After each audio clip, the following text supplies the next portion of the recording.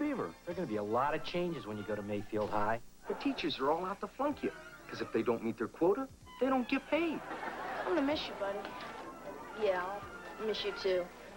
Excuse me, young lady.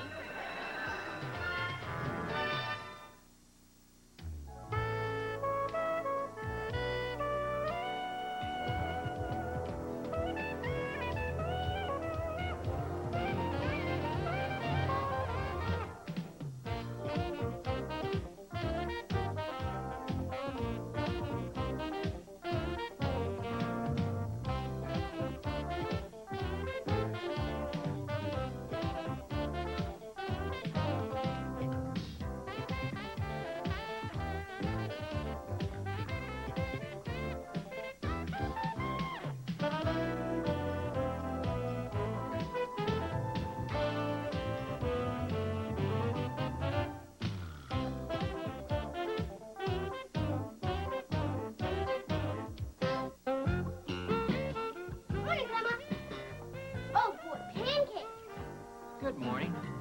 Where's Kip? He's still combing his hair, but he won't be down for a while. He was just changing hands when I left. When I woke up, he was washing his shoelaces. To think just a couple of years ago we had to hold him down to scrub his neck. I think it's sweet that he wants to look nice for his first day of high school. Dad, when I'm Kip's age, is it okay if I dress like a pig as long as I get through grades? Sure.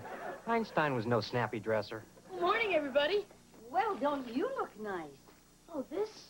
I just grabbed the first thing I found in the drawer. Come on, sit down. Breakfast is all ready. Oh, Grandma, I better not eat. I got first period gym, and I may have to hang upside down from the rings. If you're going to hang upside down, how come you spend so much time combing your hair? Maybe Kip wants to make a good first impression. Why is he wearing that shirt? Oliver, you'll understand when you get to high school. There are going to be a lot of changes when you go to Mayfield High. A different teacher for every class. A lot more students. And they even have a coach who isn't somebody's father. Which reminds me, Dad, I need you to sign this permission form so I can try out for soccer. My pleasure. With your talent, I'm surprised they're even making you try out. I'm sure it's just a formality. Oh, Grandma, there's a lot more competition there. I'll be lucky if I make the starting team. I'm just proud you're trying out. When I first went to high school, I had trouble just keeping track of my class schedule. I finally had to sew it inside his cap.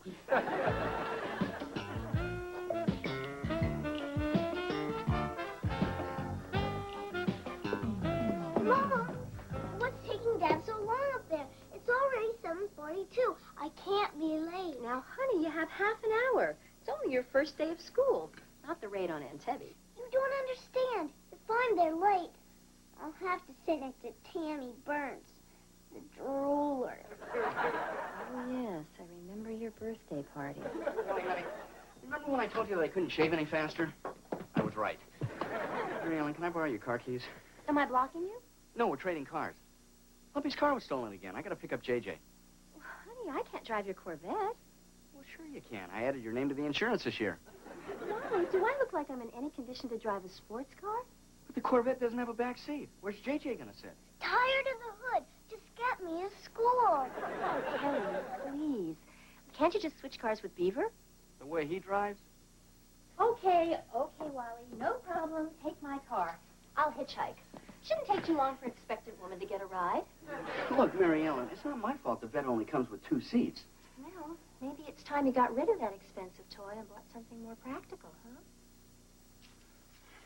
Forget it. I'll switch with Mom. At least she doesn't ride the clutch like Beaver does.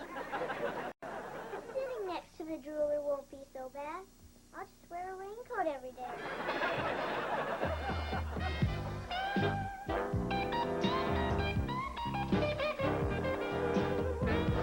Sir, we've yet to make any arrangements regarding lunch money.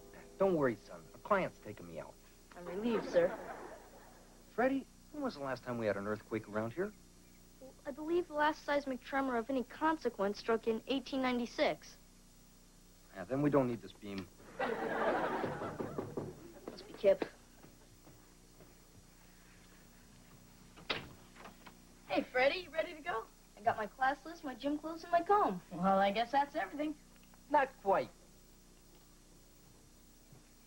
If memory serves me well, I wouldn't go into that building without some life insurance. by that, Mr. Haskell? Kip, perhaps we should get there early so we can start memorizing the school song. Not a chance, Lance. You'll see. High school is a pits. Come on. Can't be that bad. It was the worst time of my life. And that's saying something. You see, the teachers are all out to flunk you. Because if they don't meet their quota, they don't get paid. And if the homework don't break you, just wait till the big kids start picking on you. And judging by the looks of you two, that shouldn't take too long. Sir, your sense of humor is refreshing as usual. And I'll remember this moment when the day begins to lag. You won't be laughing when you find out the girls won't even look at you. Take it from me, you'll be lucky if they spit on you. Oh, well. Just remember, it only lasts 4 years. Now go make me proud.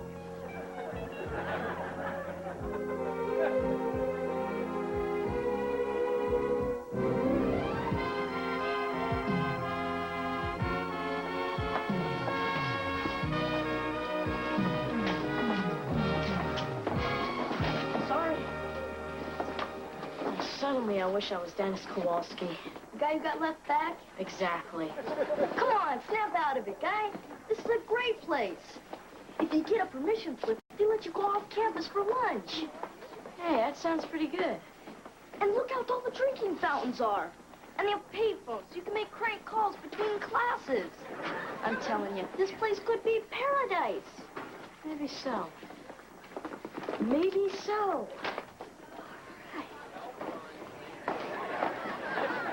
Hey, you know what, Freddie?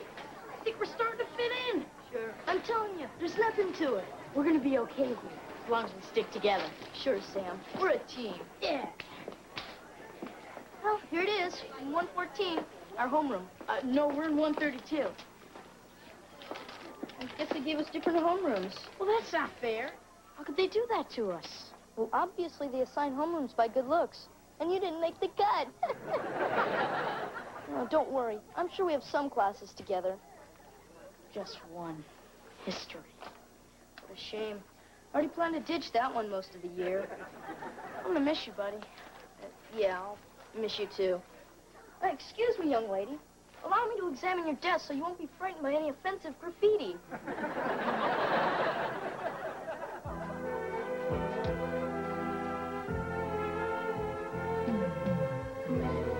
Lunch patrol. Gotta inspect all food coming into this school. Hey, give it back. Sorry, it's for your own protection. You don't want to cause an epidemic. Uh-oh. What's this? Tuna. And chocolate chip cookies. I better get this stuff right to the lab. Oh, come on, guys. Lay off. Hey, we'd like to, but you got some illegal stuff there, fella. We'll probably let you off easy and not report you this time. Hey, you bring your lunch to school every day? Yeah? Good. We'll see you tomorrow. Catch you later.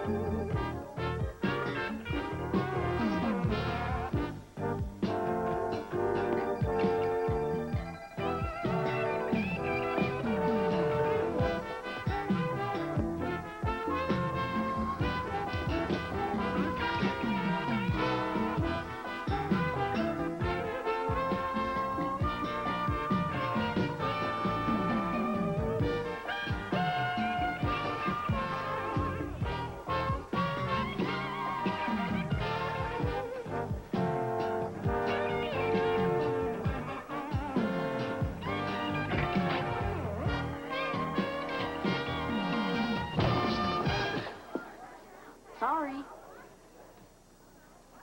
Oh, Tracy, it's you. Hi, Kip. Am I glad to see a friendly face. I almost didn't recognize you. You've grown so much since June.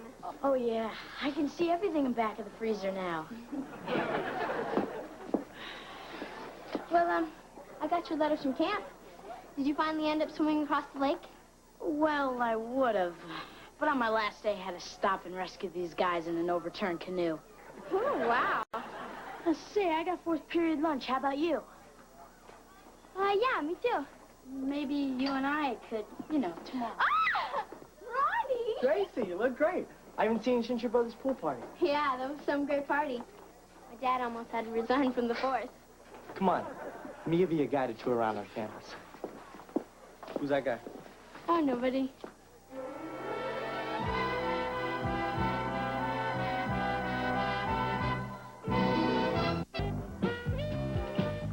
Honey, look at this station wagon. It seats 9 people. Great. I can take the Detroit Tigers out for dinner. I'd settle for you being able to take Kelly and a friend to a junior chipmunk meeting. Listen, honey, I'm trying to keep an open mind about this whole thing, but look at those cars. So boring, square. Look, there's even one that's called a box. Something with style, flair, excitement. I know. You prefer a car that seats 2, can't start half the time, can't drive in the rain, and gets 7 miles to the gallon. 12 on the highway. I know you love that car. I love it too. But our lives have changed. It just doesn't fit our needs anymore. Well, I suppose I could pick up a moderately priced sedan with 4 doors, air conditioning, and a clock that works. Really? Sure. I'll just keep the vet for weekends and occasional rallies. It's just simple mathematics.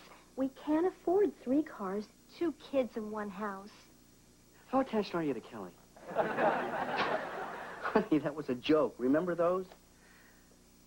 Of course I'm being silly. Of course my family means more to me than a hunk of metal on wheels.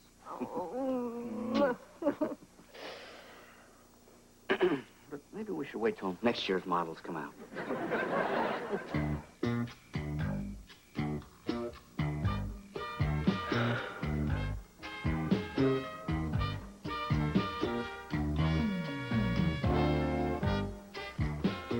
Come on, son. That's enough studying. I want you to get a good night's sleep. Soccer tryouts are tomorrow. Yeah, I'm sort of losing my fascination with the Fertile Crescent of Mesopotamia anyway. Your grandmother said that you stopped by your old school again today. Well, I wanted to walk Oliver home. I think he's having a tough time without me around.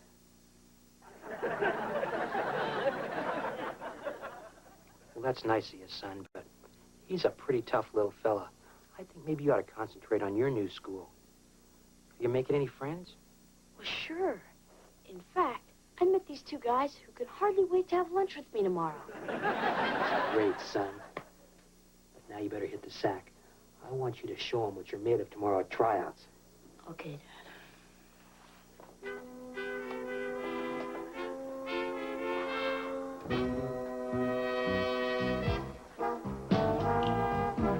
¿Qué pasa, Pele? Oh, nothing much, Freddie. Hey, want to try out for soccer with me? No time for that sweaty kid stuff. I'm on my way to computer club. We tied into the computer at Mayfield Savings and found out how much everybody has in the bank. You better make something of yourself, Kip, because there ain't much of an inheritance coming your way.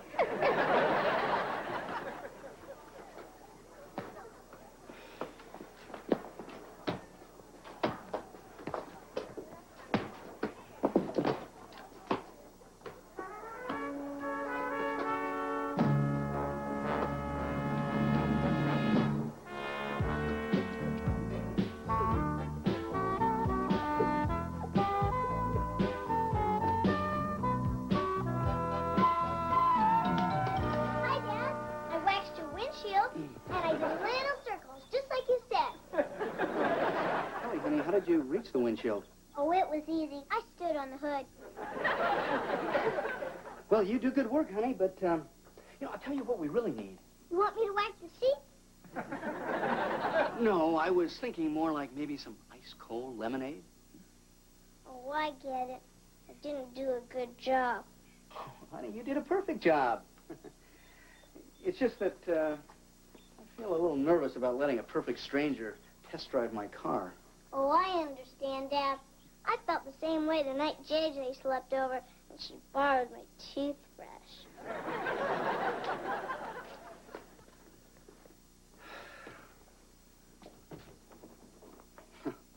What am I worried about? But nobody even sees the ad. Hey, Beaver, saw your ad. How come you're selling your car? You need some cash to bribe a judge? Look at Eddie, I'm not in a very good mood right now. Yeah, that was a cheap shot. It's not my fault you're afraid to stand up to your wife. Look, I've got a growing family. This car just isn't practical anymore. Well, where's your sense of priorities? If you sell a vet, how are we going to cruise Main Street on Thursday nights? Eddie, we haven't cruised Main Street in 20 years. And now, thanks to you, we'll never be able to again. Look, you think this is easy for me? Remember when those 62s first came out? You, me, and the lump rushed down to the showroom and sat in one? Yeah. I still got the gear shift knob. It was the most beautiful car I'd ever seen in my whole life. Right then and there, I swore that I'd own one. But times have changed, Eddie. We're different people now. Yeah, I'll say. In the old days, you'd never let chicks push you around. All right, look, Eddie, why don't you just get out of here before I do something I'm going to regret? Hey, temper. Is that any way to treat a customer? You? Sure. You swing a deal. You give me the car, I'll throw on some dual carbs, bolt on some slicks, and head for the drag strip. 2 weeks, I'll have your dough. All right, Eddie, get out of there. I'm not selling my car to you or anybody else. Hey, all right. I know when I'm not wanted. At least I know enough not to wax a windshield. Daddy, there's some guy here who says he wants to buy your car. Did your mother see him? Mm-hmm. Oh. Well, I guess we better go talk to him then, huh? Mm-hmm.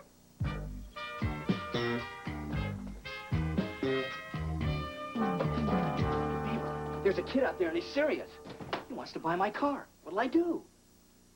Well, if you pretend like you don't want to sell it, you can drive the price up. But I don't want to sell it. Hey, that's very convincing. Keep that up and you'll make a killing. Beaver, I don't want to make a killing. I just want to keep my car. Yeah, and I want Oliver to chew his food before he swallows it. That's life. Beaver, you don't understand. When I was in high school, I had two dreams. One was to own a Corvette, and the other was to marry a beautiful blonde. Now the beautiful blonde wants me to sell the Corvette. Yeah, you can forget about dreams. When the new baby comes, you won't even have time to sleep. Look at that guy out there, sitting in my car. Huh. I bet he couldn't be older than 25 years old. Well, you know, there's only one way a kid like that gets that kind of money, and I am not going to be party to it. Wally, you and I are brothers, and we can say things in an honest and sensitive way that other people couldn't even express to one another. You're acting like a real baby. I am not. Or two. I am not. Okay, so I have a boyish quality. Isn't that what people like about Johnny Carson? As I remember, Mr. Carson has been married several times. Dad, Grandma, where do you see Kip? Kip! What happened? Kip, are you all right? What's the matter? It's nothing. I guess I was in such a hurry to get to soccer trounce, I tripped coming down the stairs. Pretty stupid, huh? No! Really stupid. Oh, go get a nice bag, will you? Okay. But promise to call me if he starts passing out. I'll be the first to know. Come on, let's get the weight off that ankle. Thanks. Let's sit down over here and get your leg up. Be careful with his foot now. I'm going to call Dr. Harris. No, I'll be okay in a couple of weeks. It just means I can't go out for soccer, that's all. We don't take any chances with things like this. Oh, Grandma, don't bother Dr. Harris. He's probably right in the middle of transplanting some livers or something. Kip, I know you don't like to go to the doctor, but if you don't get this checked, it might get worse. You might end up missing the whole season. But it's beginning to feel better already, really. Come on, Kip, you want it to heal properly, don't you? This is June Cleaver calling. Could I speak to Dr. Harris, please? Okay, fine. I made the whole thing up. See? My leg's fine. Dr. Harris? I was just calling to tell you how beautifully my wrist healed. Yes, I know it was 7 years ago, but I did want to thank you again. Bye. I suppose you have an explanation for this. Sorta. Well, son? Oh, you want to hear it, too? Kip. Well, you see, I got to the gym, and I was ready to go in. You wouldn't understand. Try us. I don't even understand. I guess I'm just not good enough for the team.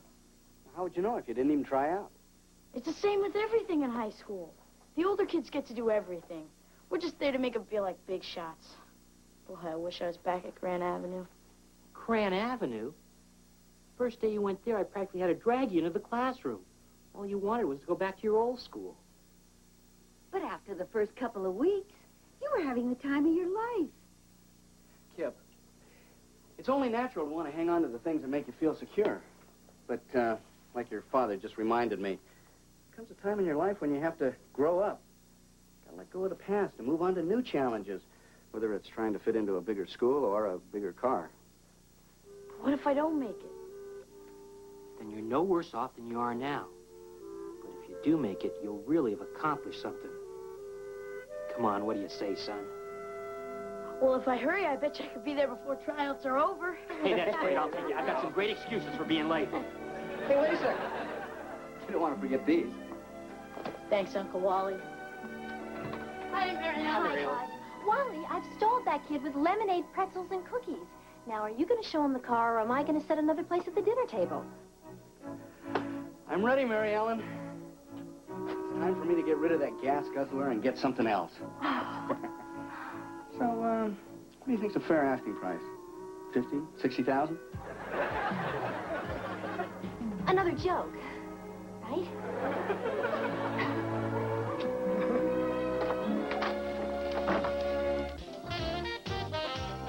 Would you trust the word of an angel who has heavenly eyes for your wife? Cary Grant, David Niven, and Loretta Young star in The Bishop's Wife, Sunday at 2 on YTV at the movies.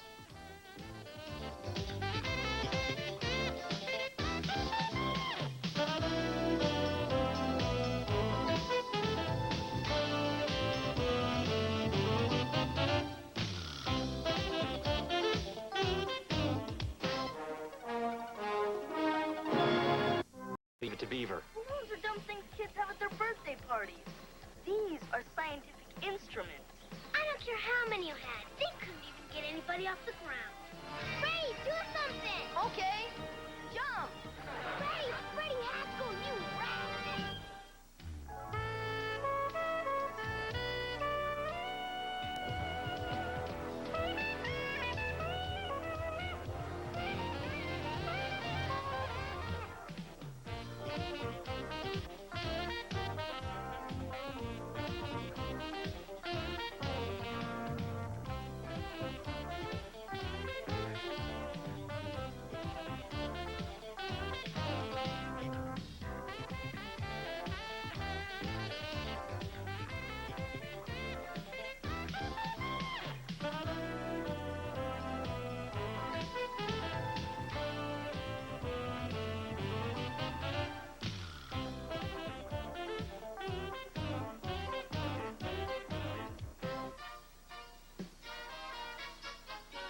To Rodani Batu, care of Pen Pals International, United Nations Plaza, New York, New York.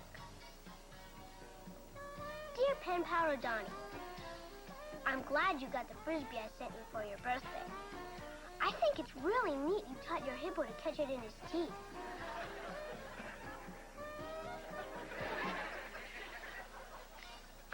Yes, I'll send you another one. Rodani, do they have anything in your country called being grounded? It's where you do something so stupid, your parents won't let you out of the hut because they're afraid you'll embarrass them. Well, if they don't have it, don't tell them about it. And if they do, don't do anything like I did. It all started when my brother Kip and his rat of a friend, Freddie Haskell, were doing a project for the science fair. Well, in a matter of moments, our hard work will come to fruition. I've written down our phone numbers and our addresses. Is there anything else that people who find these weather balloons should know? Yeah, tell them it's customary to send a donation to help finance future research. Here. Hey, wait a second. Let's paint a gruesome face on it. With any luck, it'll pass by a retirement home. Come on, let her rip. Right. A bee! A bee! Get away from me! Bee! Bee! Get away! Get away!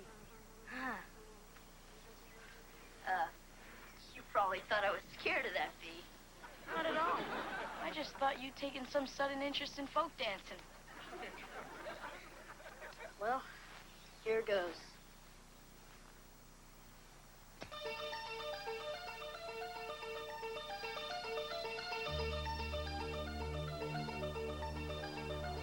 Look out, the bee's back! I'm kidding. There's no bee. I found it, Mom. See? Told you all that stuff was in the attic. It was in the basement. Oh, well, I knew it was in some dark, dusty place. I still think you should hire a professional painter. Are you kidding those pirates? You know how much they want to paint one room? More than it costs to build it. Well, just be careful. Remember what happened when you painted that birdhouse? Yeah, I never thought a blue jay could knock over a ladder. Oh, hi, Grandma. Oliver just showed up. I want to see if you were in a good mood. Why? You better see for yourself.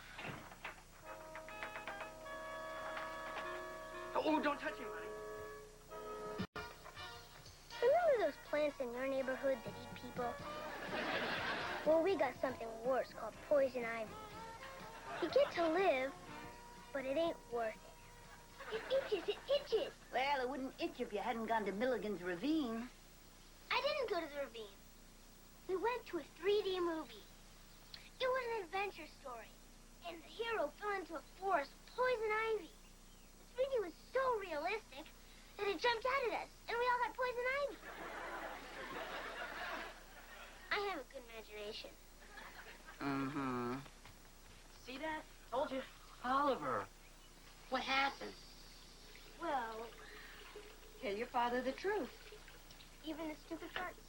Especially. Well, you see, Duffy and I sort of went down to Milligan's Ravine to look for arrowheads. Oliver, that's dangerous.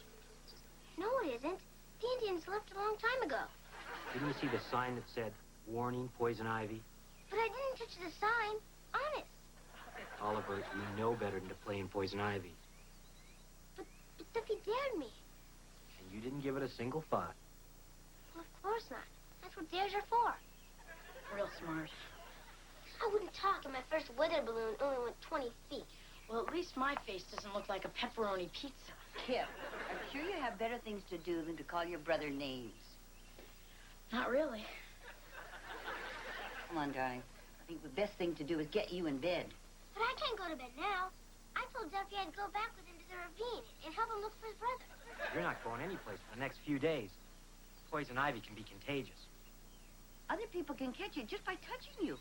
You're not going to leave this house until the doctor says it's okay. And while you're up here, you can think about why you get talked into doing such stupid things. I know why I do such stupid things. It's because I don't want to look like I'm chicken. Oh, no, you'd rather look like a pepperoni pizza. Yeah. Ollie, sorry for calling you a pizza. Yeah, and I'm sorry I made fun of your weather balloons. Want a shake? Forget it. You get some rest, sweetheart. Keep your hands off your rashes. I said don't scratch. Boy, Rodani, talk about bad breaks. I was stuck in the house for 3 whole days. You don't know how lucky you are. You don't have to watch daytime TV. I thought I'd go crazy. The only good part is I learned how to play chess and juggle real good. The doctor said I wasn't supposed to go out for another day. But sometimes a guy just can't help himself. Like that time your medicine man told you to leave the leeches on for 3 days and you didn't. You just go pick up the pizza. I'll be right back. Stay out of the house. Huh, Freddie?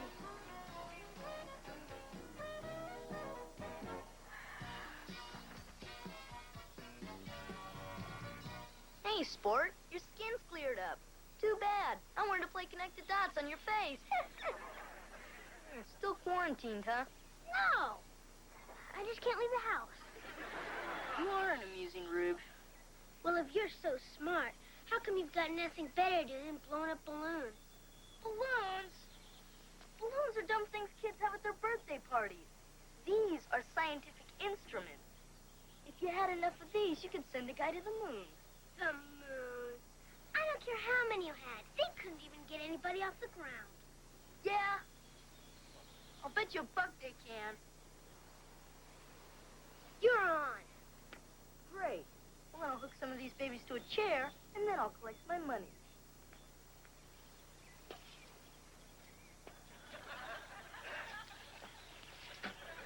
So how's the moon, huh, Freddie? I told you couldn't lift anybody. Hey, I weigh a good 20 handsome pounds more than you. Come on, hop on. No way. Well, then you owe me $1. How come? Because you and I both know these balloons will lift you. Would not. Well, then you have nothing to be scared of.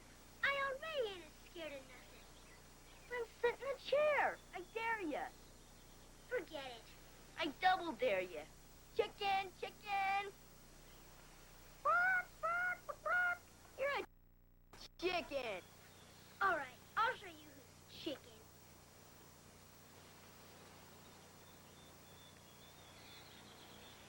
See? I told you it'd work. What are you doing? Keep your shirt on. I gotcha. Freddie, come on, stop it. Where are you going? I'm taking you over to my house. My dad's been bugging me to clean out the rain gutters. Come on, Freddie, get me down. Well, all right. But you got no sense of humor. A bee! A bee! Freddie, Freddie! Freddie, get me down! Stop horsing around, kid! Quick, grab the rope! Help! Help! Help! Freddie, do something! Okay. Jump! Freddie, Freddie, get me down! Help! Help! You owe me $1. Help! Help! Freddie Haskell, you rat! I was so scared flying over my house in a beach chair. Me, the guy who's afraid to sleep on top of a bunk bed. Help! Help! Help! Help! Kelly! Kelly! I can't talk right now, Oliver. I've got to clean up my room before my mom... Oliver, you get down from there. I can't. Quick, throw me a rope or something.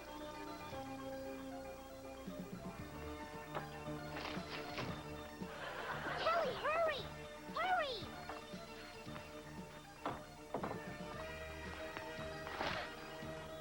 Here, catch! You're supposed to hold on from the other end! Well, you don't have to get so mad at me.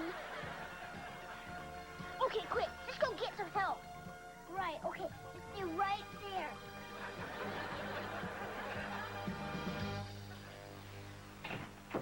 Oh, Mr. Beaver, I apologize for this intrusion, but our science project has taken a nasty turn. Well, I need your help. Well, couldn't it wait until I'm done here? Well, that depends on how many coats you're planning to paint. Dad!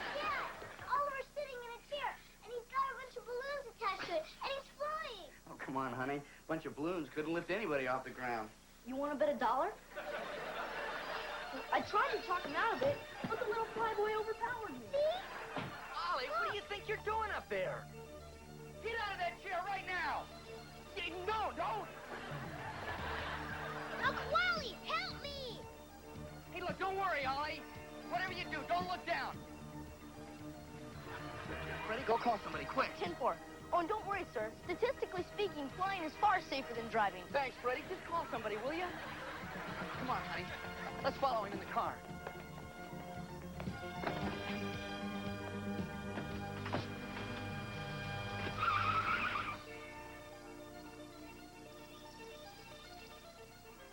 I was so nervous. I swore if I ever got down, I'd never let nobody talk me into doing nothing, never, ever again. If I lived.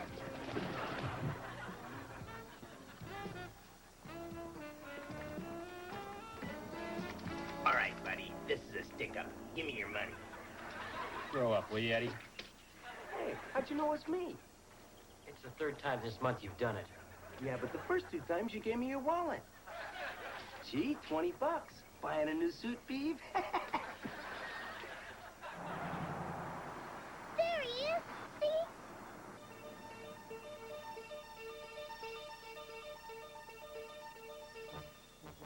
while, I started making up games to keep myself from being so scared. Lieutenant Cleaver to Captain Kirk. Klingon ship spotted on sensor screen. Locked photon torpedoes on target. Photon torpedoes locked. Brace shields. Red alert.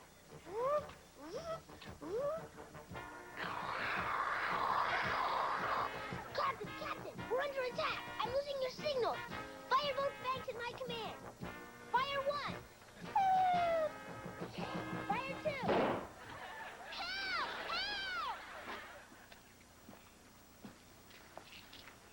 Eddie, I didn't know you banged here. I don't. My wife does. Yeah, it took me a while, but I finally found out where she hides the card. So what do you say, Beaver? We'll go over to the arcade, play a little air hockey. Good game for you. You don't have to move around much. Well, thanks for the lovely invitation, Eddie. But I'm on my way to Miss Tarr's retirement ceremony. Want to come? Nah, I'm not going anywhere near that place. I still haven't taken my final. Hey, will you look at that? Some snail brain thinks he's a flying nun. That's Oliver. I was right. Hi, Dad. Come on, Beef, hop in my truck. You drive like an old lady. Bye, Dad. See you at dinner. I hope.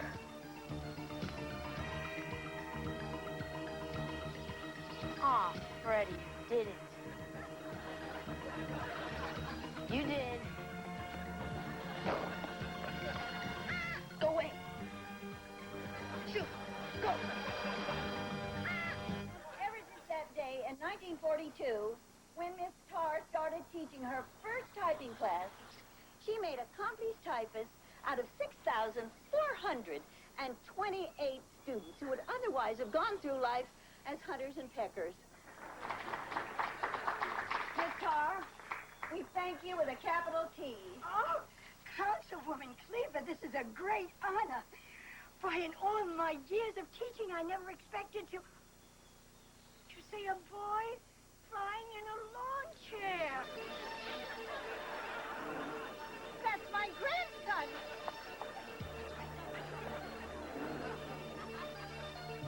And I'm sorry, I snuck out of my room and was fishing at the pond. And I'm sorry, I put tadpoles in Bobby Dylan's sandwich. And I'll never drink out of the milk carton again. And I promise anything else you want me to promise.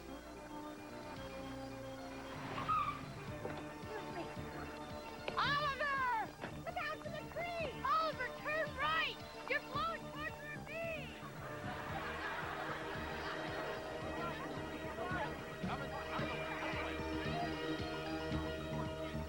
Help's on the way.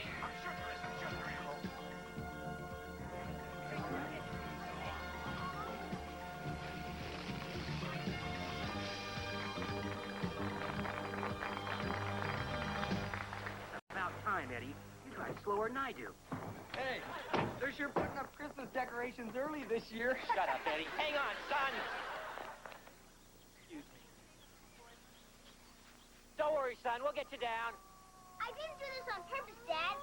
When you hear how it happened, you're gonna laugh. Really? Like father, like son.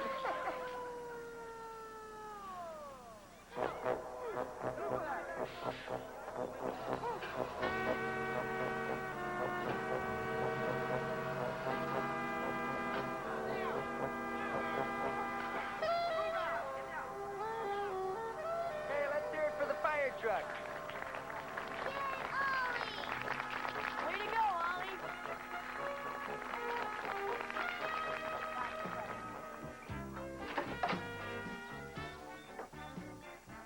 Oliver, what are you doing under there? I figured if I went to sleep, when I woke up, I would have dreamt all this. Go ahead, Dad. Let her rip. I'm not going to yell at you. Gee, thanks. No, but we are going to have a long conversation about how you keep letting people talk you into things that you know are wrong. I'd rather get yelled at. Well, afraid you're out of luck. But, Dad, aren't you supposed to do stupid things when you're a kid so you don't do them when you're grown up? Sure. Stupid things like forgetting to clean your room or maybe eating too much candy before you go to bed. Or tying a girl's ponytail to the back of her chair. Yeah, that's a good one. I'll have to try that sometime. But not stupid things where you can get hurt. You know, you really gave us quite a scare. But, Dad, he double dared me. Oliver, that's no excuse. I thought you might be hungry. Oh, thanks, Mom. It's for Oliver. Oh, right. Oliver. Oh, Oliver.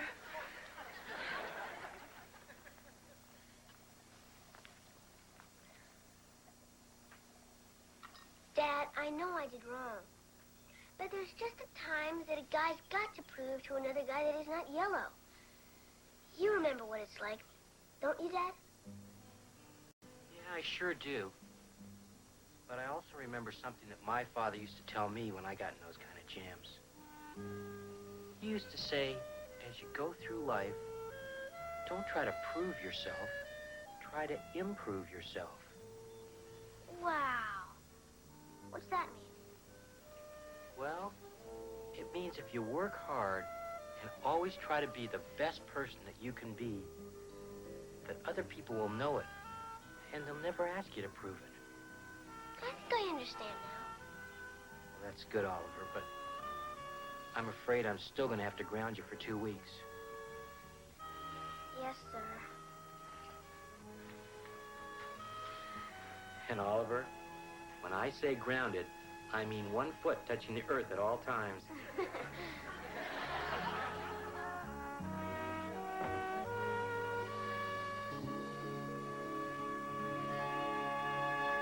In your own home, than flying over some Russian missile base. But real soon, you're Kumbata Kamala, Oliver Cleaver, USA. Oh, it's you. Good afternoon, Cleavers. Well, I can fully understand you're not receiving us with the fanfare that our visit normally warrants. But I think what Frederick has to say will ease the tension between our clans. All right, son, spit it out. Oliver, I'm sorry for what I did. It was real dangerous, and I shouldn't have taken advantage of your stupendous innocence. Well, I guess I accept your apology. As long as you promise never to do it again. Well, I can't promise, but the odds are astronomical against the same set of circumstances ever arising a second time. Better take it, son. It's more than you usually get from a Haskell. Okay. But I'm not never going to listen to you again. No matter how much I want to. You see, son, that wasn't so hard. And just to demonstrate my sincerity, you don't have to pay the $1 you bet me. Son, you mean to tell me you had $1 riding on this? Yes, sir. Haven't I taught you anything at all? When you have a sure thing, you bet the limit. Bye. Now start walking. I don't even want you in my truck.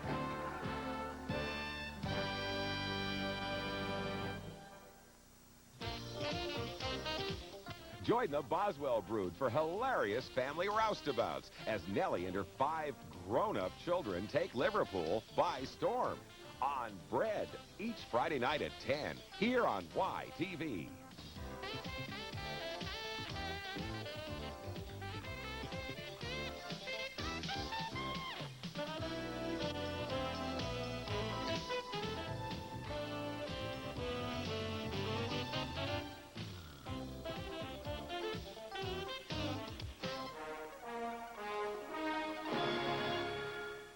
Hey, Beaver.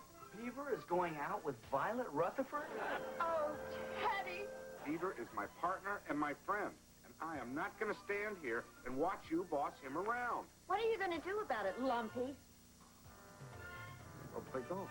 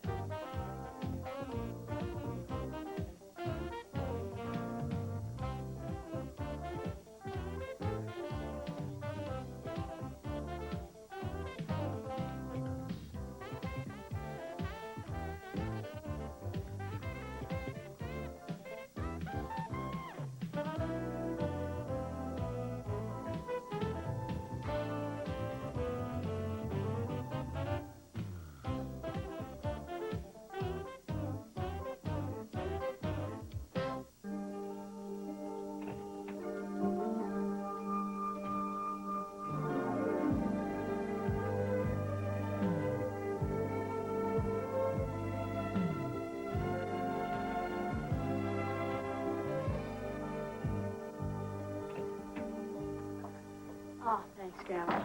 How is it that in the middle of a drought, the newsboy delivers us a wet paper? Well, that's because he lets his dog carry it in his mouth. I really wish you hadn't told me that. Oh, there's nothing like a big Sunday paper. Oh, you said it. There's so much to choose from. I got dibs on comics.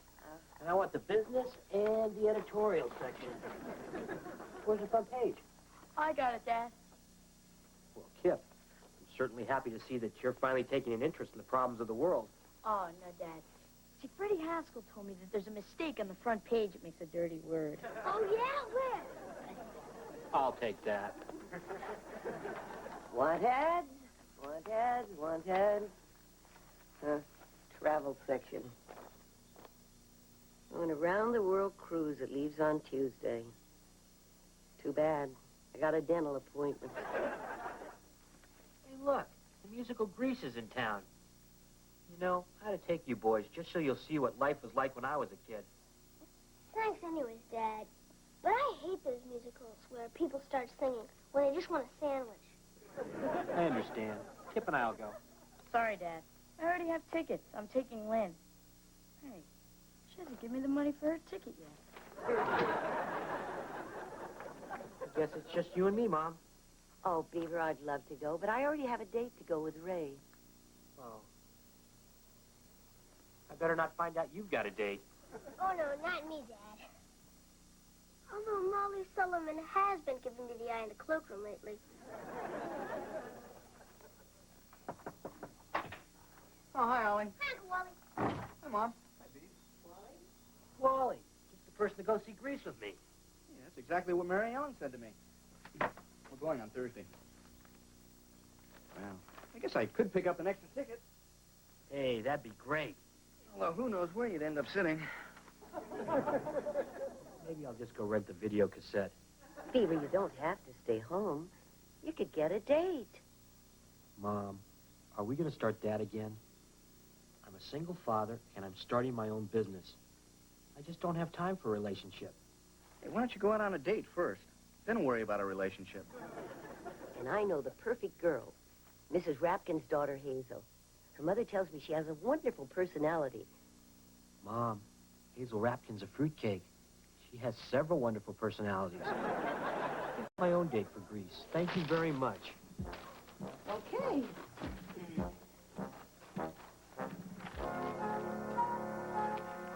Hey, Mom. Does this say what I think it says? My goodness. Oh, Mr. Cleaver, I've got a workman putting a refrigerator in the office across the hall. Is there anything you need? Oh, well, I'd like a refrigerator, too. Fine. They're only about $700. Bobby, wait a minute. Come to think of it, I don't really need... I've got this thermos, and, you know, it's a dandy. It keeps things real cold. I've got one just like it. Keeps things pretty hot. I wonder how they know which is which. Are so funny. It's always nice to see you. It is? Mm-hmm. Well, you know, I was kind of wondering... Here's your water, Mr. Cleaver. Oh. Hi, Bobby. Hi, John. Oh, you know, somebody gave me 2 tickets to see Grease tonight. You want to go? Sure, John. I'll pick you up at 7. Make it 6. I'll fix you dinner. All right. Now, what were you wondering? Oh. Well, next month, the first falls on a Sunday. Do you want the rent on Friday or Monday? It doesn't matter. I'm easy. Bye.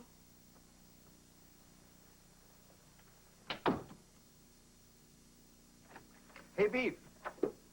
Hey, Beef. Turn that frown upside down, little buddy. I got just the thing to cheer you up. They finally found your car.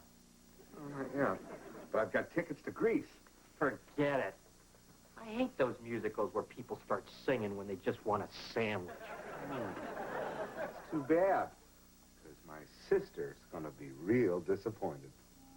Violet? And she'd like to go out with me? Yeah, I guess she'd be a refreshing change after dating all those New York hotshots. Well, don't be such a wise guy, Clarence. You know, we always liked each other. Violet Rutherford. I haven't been out with her since the prom. Boy, that was really some night. Beaver is going out with Violet Rutherford? What she did to him at the prom? But I always thought they liked each other. Oh, yeah. 10 minutes after she got there, she dumped him for some guy with bleached blonde hair who drove a Woody. So that's why Beaver came home early and broke all his Beach Boys records.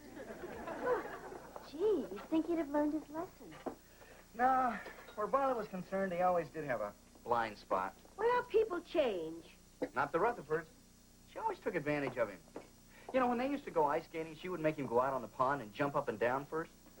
Well, she may not be the perfect match for Beaver, but it'll be good for him to go out on a date. Wouldn't kill him to do a little ice skating, either. Hi, everybody. Hi. Violet and Letitia are in the car. You ready?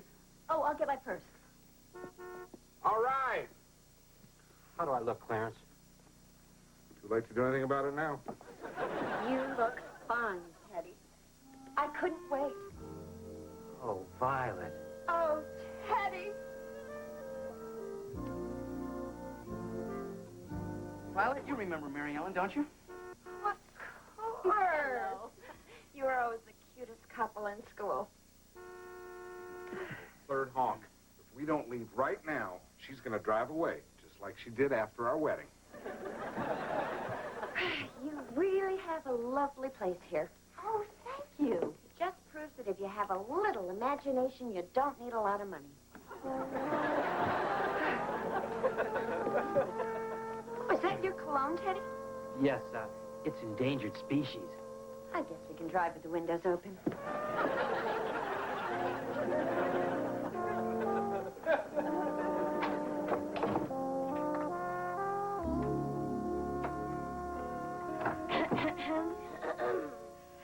And where have you been, young man? Yeah, we have school tomorrow.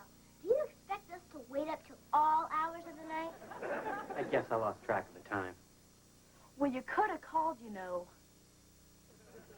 How'd it go? Terrific. Great. Way to go, Dad. See you tomorrow. Good night, boys. Good night. Beaver, I didn't hear you come in. Got my own key now, Mom. Oh, well, don't mind me. I was just making some tea. Oh, well, then I guess you don't want to report. Let's not jump to conclusions. She's really something, Mom. She's the one that I love.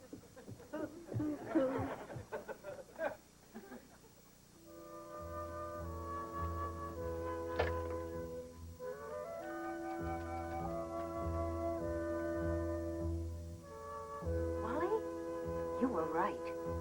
I'm worried about the Beaver.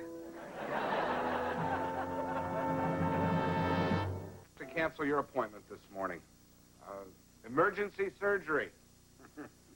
Whoops. Here comes the anesthesiologist now. Wish me luck.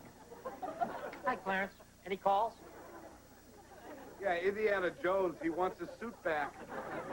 I'll have you know your sister picked this out. She has a wonderful eye for fashion. You should take some of her advice. Oh, I can't. You're already taking all of it. Knock, knock, knock. Violet, what a lovely surprise. Well, we've been going out for 3 weeks. I thought it was time I saw the inside of this place. Just as I thought. What are you doing? I'm measuring for new draperies, of course. What new draperies? Oh, well, it's hardly my decision. It is your office.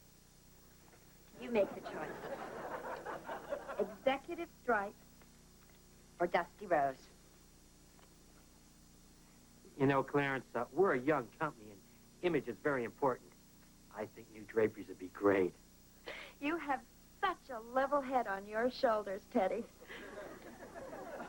I don't see why we need new draperies. Oh, would you be kind enough to get me some coffee?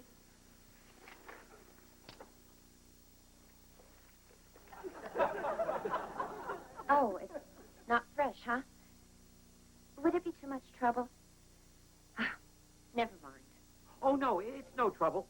Oh, I have to put these in the mail anyway. Well, you sure got the Beaver hopping. Yes. He spoils me.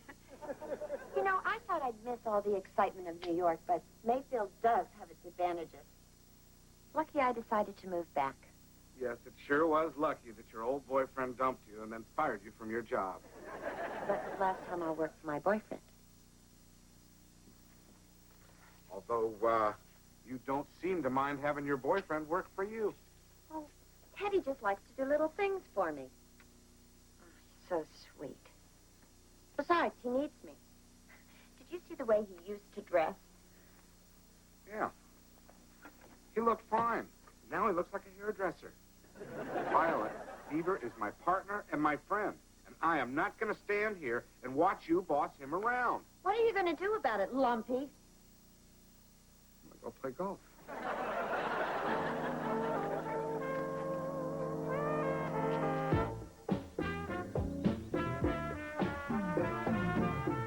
Think he's asleep?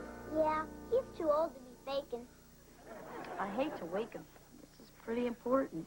I know. I'll go home and call here and let it ring until he picks it up. It won't work. I unplugged the phone. Oh, well, in that case, I'll go outside and ring the door. Oh, hi, Uncle Wally. Did you have a nice nap? We didn't wake you, did we? Don't worry. As people get older, they require less sleep.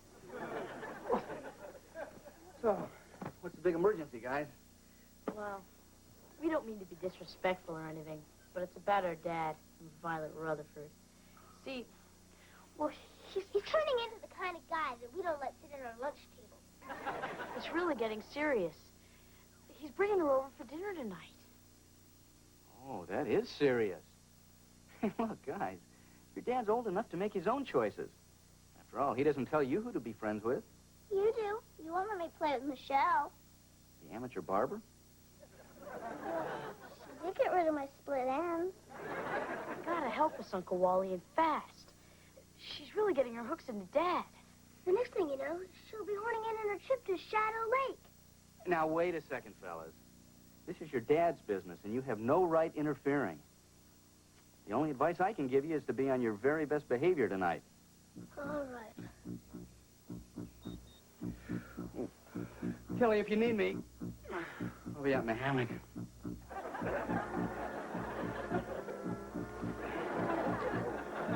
We're on our best behavior tonight. Dad will think we've cracked up or something.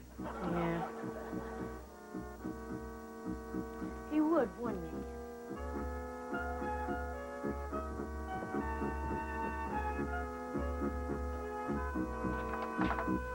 Hi, Teddy. Violet, you look divine. Oh, Teddy, you're so observant. Mom, look who's here. Violet. Oh, Mrs. Cleaver. You look exactly the same as when I last saw you. Oh, that's sweet. It's obvious you're not a slave to fashion. Appetizer? Oh, no, thank you. Teddy and I are trying to avoid heavily salted foods. Oh, yeah, Mom. Salt's one of the leading causes of high blood pressure. I know another one. Aren't the boys joining us? We sure are, Miss Rutherford. I'm so sorry we weren't here to greet you, Miss Rutherford. What a lovely outfit. Didn't I see it in Vogue magazine? Why, Teddy, what lovely manners your boys have after all. Quite the change from the restaurant the other day when they had straws in their noses. Please excuse that lapse. Too much sugar in our diet brings out the worst in us. Appetizers, boys? No thanks, Grandma. We're trying to watch our salt intake. I really don't use that much salt.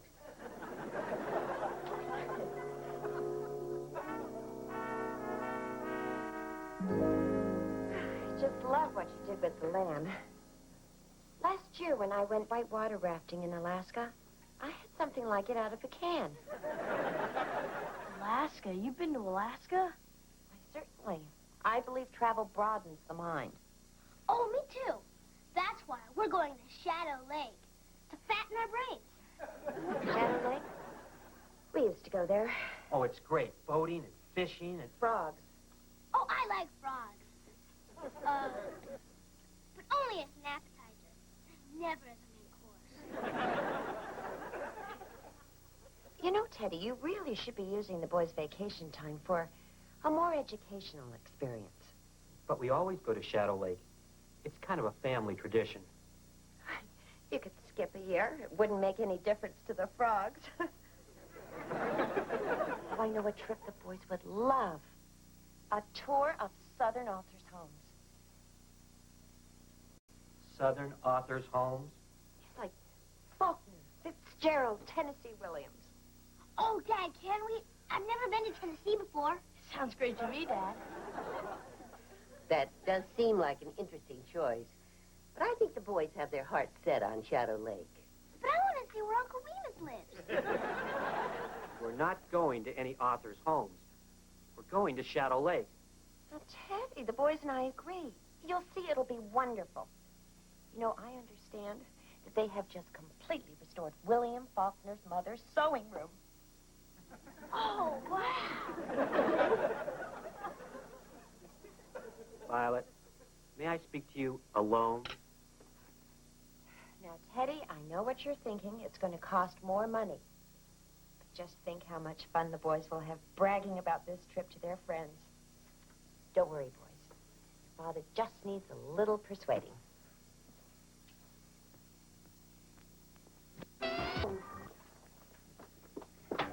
Boy, the way your mother cooks, she must have stock in the salt mine. Violet, I didn't come out here to discuss my mother's cooking. Let's get one thing straight. Where I take my family on our vacation should be my decision. I agree. And as time goes by, you can make all the decisions. When I feel I can trust you. Don't get aggressive with me, Violet Rutherford. I'm sick of you telling me where I can go, what I should eat, what I should wear. Don't exaggerate. I'd never have you wear those shoes with that outfit. Why did you ever go out with me if I didn't measure up to your standards? It's a good question. But I see so much potential in you. I mean, if you don't appreciate my helpful suggestions, why do you go out with me? Well,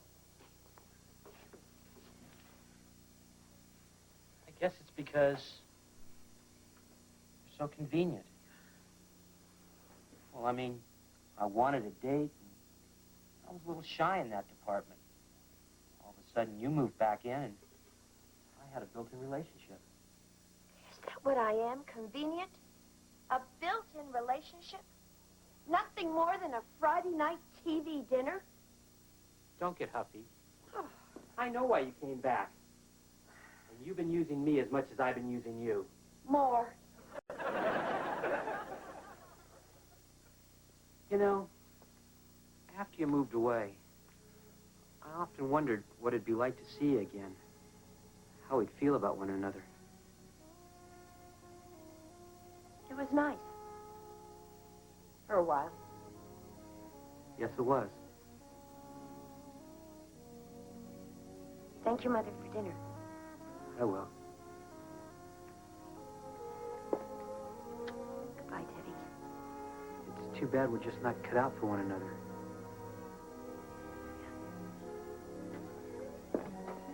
I should have learned my lesson at the prom. Did we go to the prom?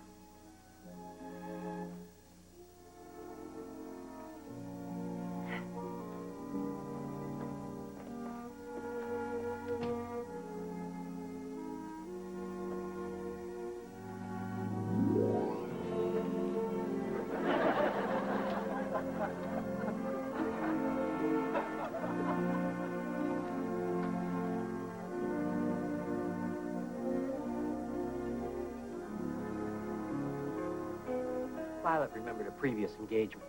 Hopefully it's not opening a charm school. I, for one, can't wait to see her again. She won't be back. Shadow Lake, here we come. I guess you guys are trying to prove a point, huh? What makes you think that, Dad? Oh, little things. Like your sudden interest in the literature of the South. Beaver, I hope you're not too upset about how things turned out. Actually, a lot of good came out of this. I got my feet back in the dating pool, and Violet did help me with one other thing, too. What's that, Dad? I have a much better wardrobe now. Please pass the salt.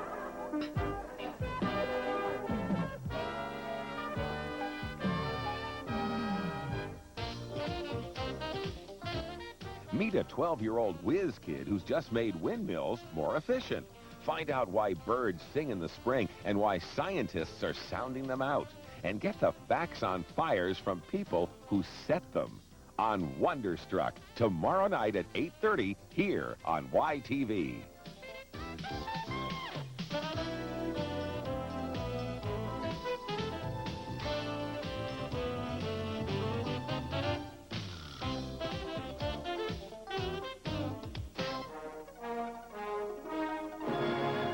Hey, Quintet, on the new, leave it to Beaver. When I count 3, I want all you brave Apaches to jump in the water. 1, 2, 3. She is going to learn to swim before the summer's over, and that's final. What's wrong with you anyway? Even a dog can swim. Then why don't you get one?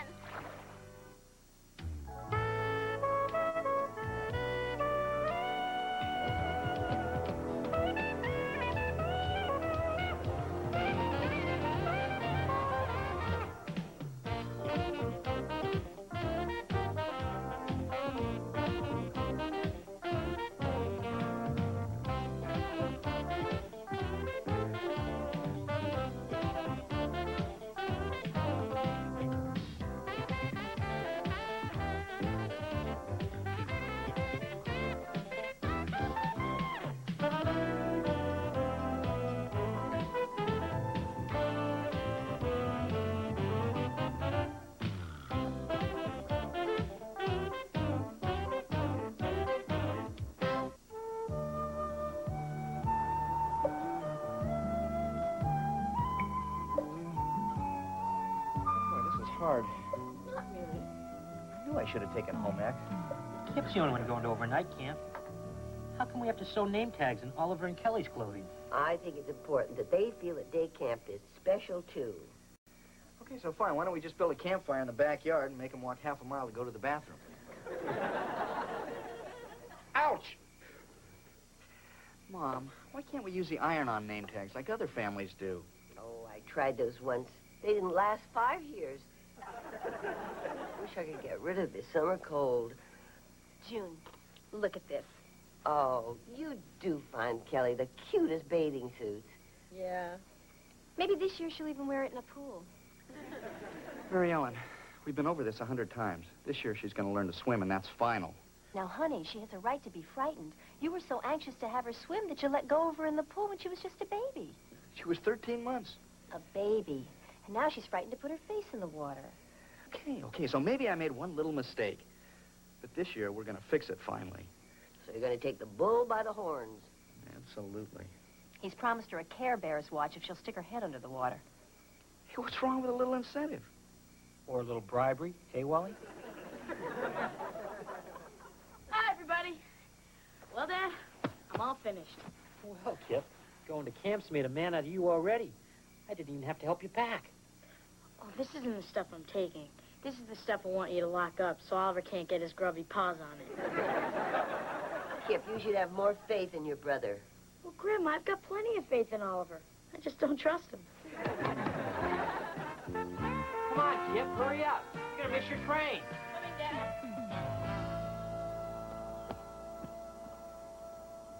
Oh, I thought I'd bring my own pillow, just in case they don't have the fluffy kind. Good idea. You know, they probably stuffed theirs with pine needles. I'm really going to miss you, son. I miss you too, Dad. But don't expect me to say that when I call home, because there may be another kid standing nearby. Oh, I understand. I wouldn't want any of your bunkmates to think you actually missed your family. Thanks, Dad.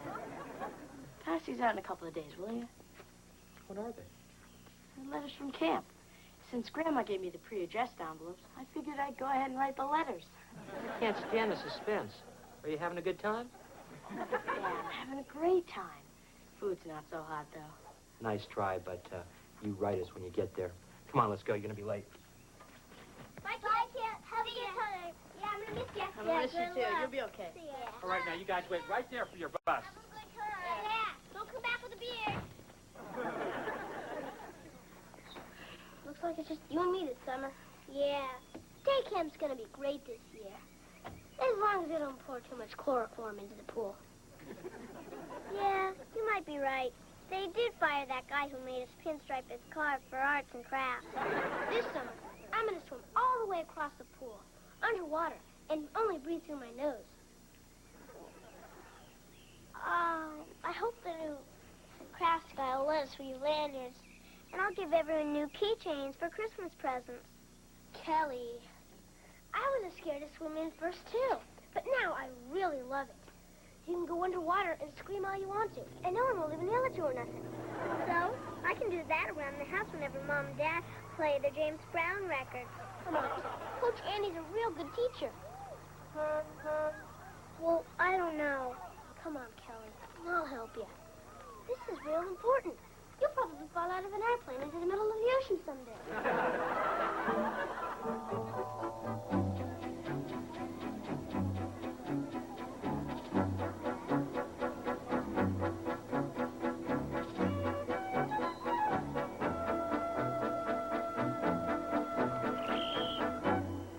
Okay, kids, line up right here.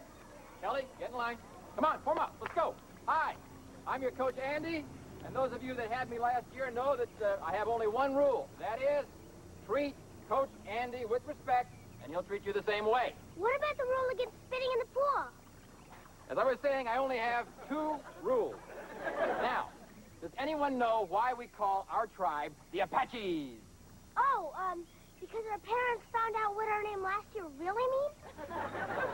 Because we're strong and we're brave. We don't speak out of turn, or else we spend the swimming period picking dead bugs out of the pool filter. Yes, Chief Coach Andy. Now, this year, the pool isn't heated because some of our parents voted for cutbacks in the park budget.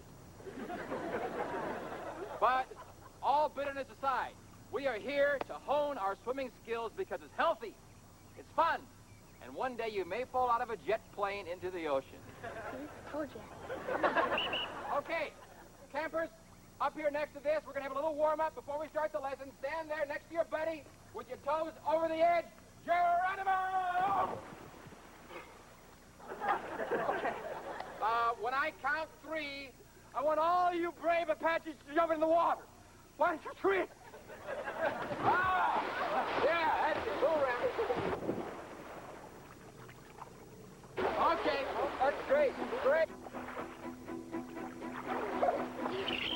All right, Apaches. Stop, buddy up, everybody buddy up.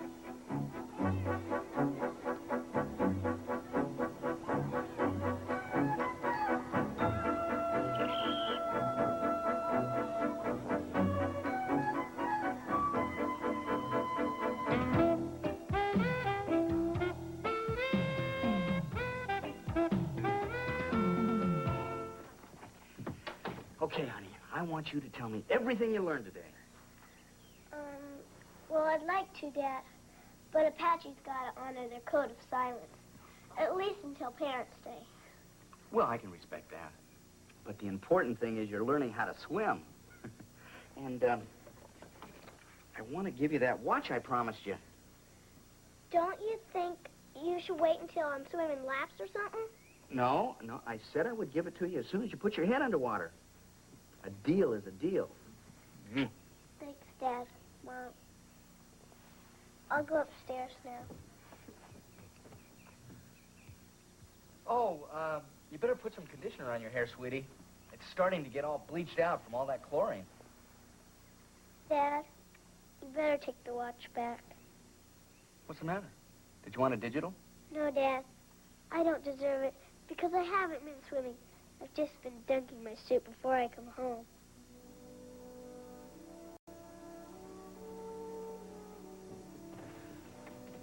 But, honey, you told us that you were learning. Well, I watched the other kids. That's sort of learning. Now, you know that's not what I meant. Kelly, why did you make us believe that you were swimming? Because that's what you wanted to believe. Honey, I told you we shouldn't have pushed. Now look what's happened. I'm not pushing, Mary Ellen. She doesn't need to be pushed. She's a born athlete.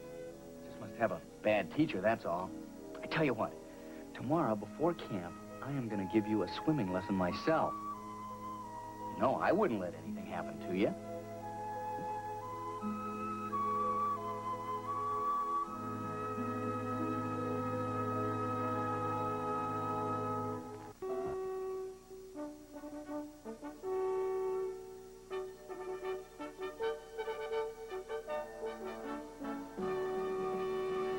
Hi, Dad.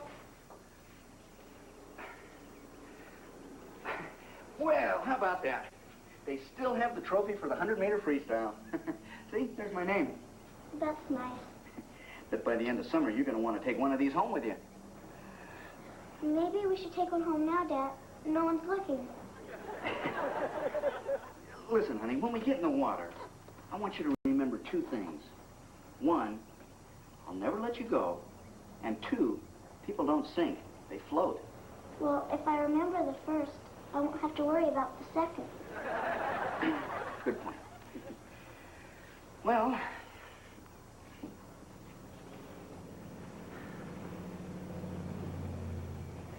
okay, honey, let's take this one step at a time. First, we'll just get used to the water, okay? Oh, this really is cold. No, I'm sorry I voted for those budget cuts. Well, when I was on the college swim team, we used to swim when it was 30 degrees outside.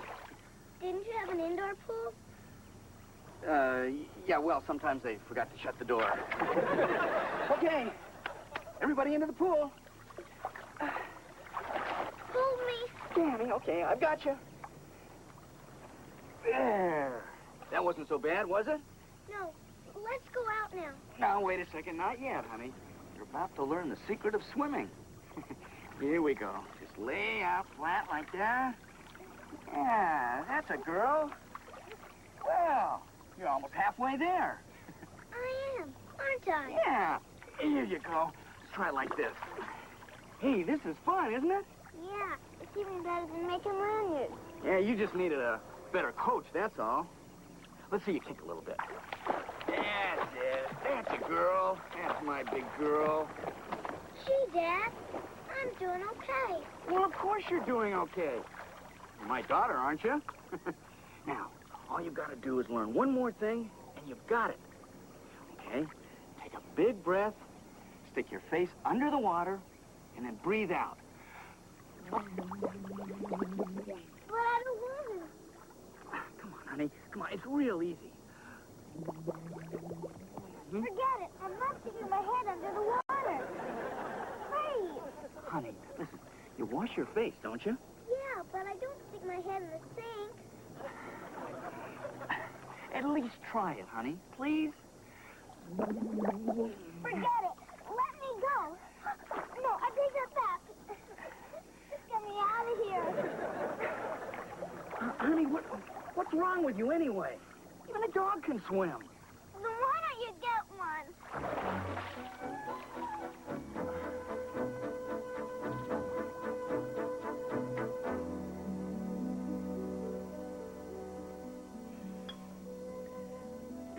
Kelly, honey, would you please pass the whipped cream? Thanks.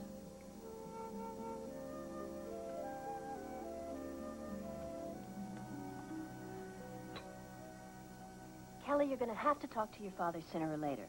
Now, it may as well be sooner. Okay. May I be excused? Okay. But not before we talk about what happened at the pool today. I don't want to talk about it, because if I do, you just start yelling again. Who's yelling?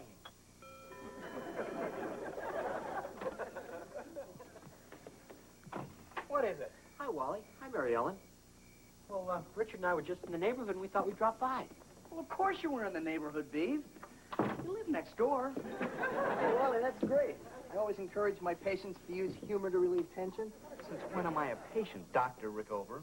Well, to tell you the truth, Wally, I knew you were having a little problem with Kelly, and, well, Richard is a psychologist, and if he owned a tire store, you would buy your radials from him.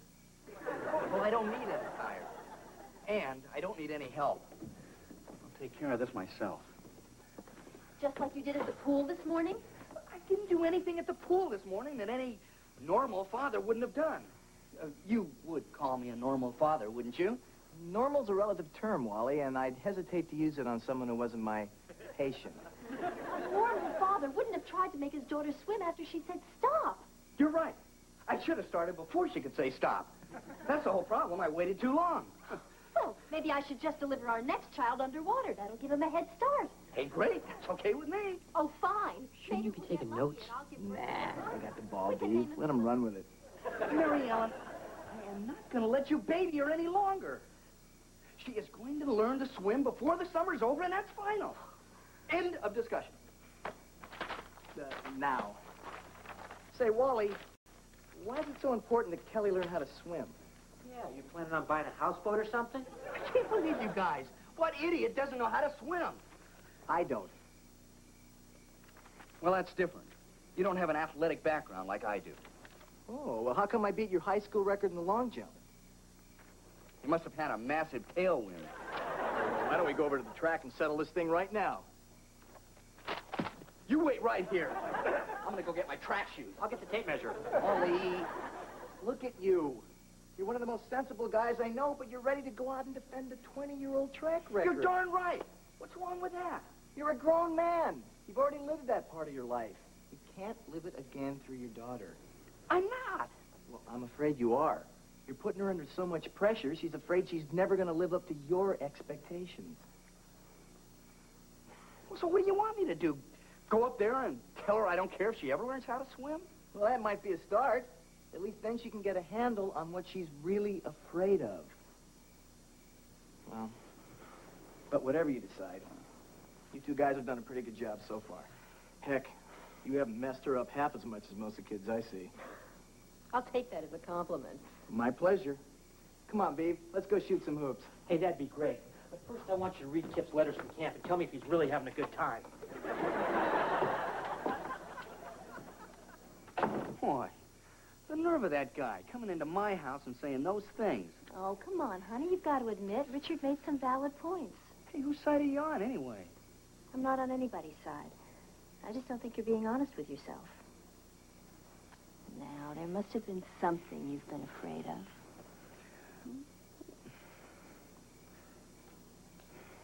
Yeah. I guess I just chose to forget it.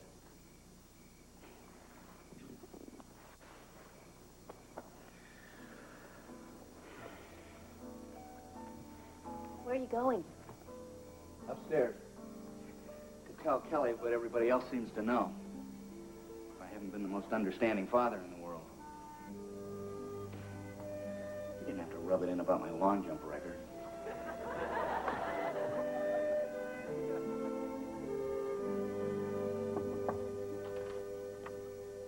Kelly, honey, can I come in? Okay, but just don't expect me to talk a whole bunch.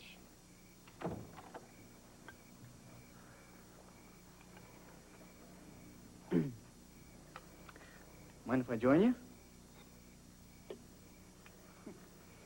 What you building here? My dream mansion. There's the stables, here's the house, there's the tennis courts, and here's the Ferris wheel. No, pool, huh? No, just a trough for the horses. Listen, honey, I want to explain something to you about this whole swimming thing. I know, Dad. If I ever fall out of an airplane over the ocean, I'm shark lunch. No, not that. You see, I guess I wanted you to learn how to swim so badly, I forgot what it was like to be afraid of something.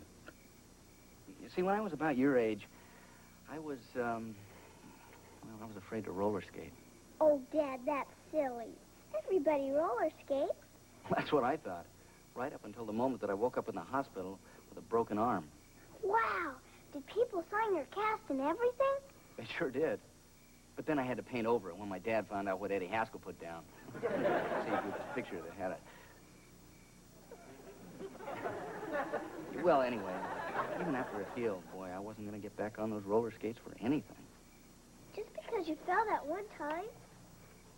Yeah, well, mostly because I was afraid. I know how you felt. But I'd forgotten. See, Kelly, parents have so many expectations for their kids. And they think when they're pushing them, well, they're doing it in their kid's best interest. I'm afraid I was doing it in my best interest. Otherwise, I would have seen how scared you really were. Dad, I'm sorry I'm afraid to swim. Don't be, honey. It's okay to be afraid. And if you want to swim one day, hey, that's great. And if not, well, that's your decision. Thanks, Dad. Oh, honey, here. I think you should keep this. You deserve it, no matter what. Dad? Yeah? Don't you think I'm a little big for a Care Bears watch? Why didn't you tell me before I got it for you? I didn't want to hurt your feelings, because I never thought I'd get it. Well, that's okay. I'll take it back and get a Mr. T watch. I'll take the Care Bears.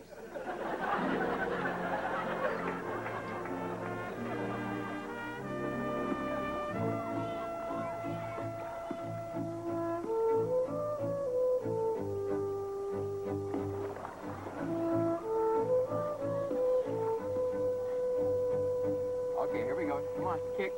Put your weight more on the board. Put your weight on the board. Lean forward. Kimberly, come on, lean forward. That's it. Perfect. More Coach weight on the board. Andy, do you think I could ride one of those kickboards too? Sure, Kelly. I'd be happy to help. Okay, you three go on over there. Go on, Kimberly. Kick over there. Grab a board. Come on down.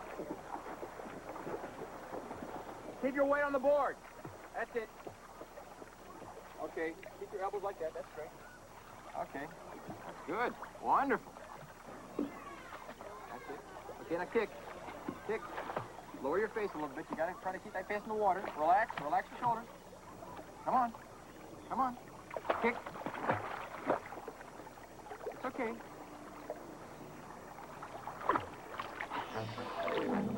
You gotta kick at the same time. That's it. Oh, that's good.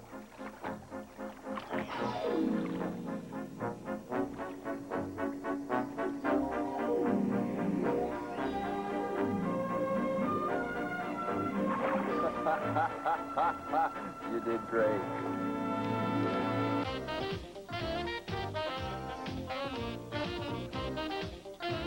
Take care of yourself and your family with a show that puts parenting in perspective.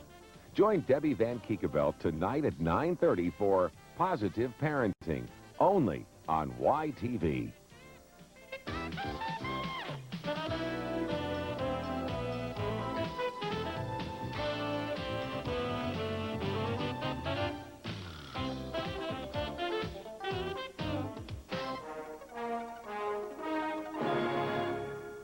Give it to Beaver. A bunch of old comic books. I've been authorized to pay $3,000. All right. You didn't throw all those comics in the trash, did you?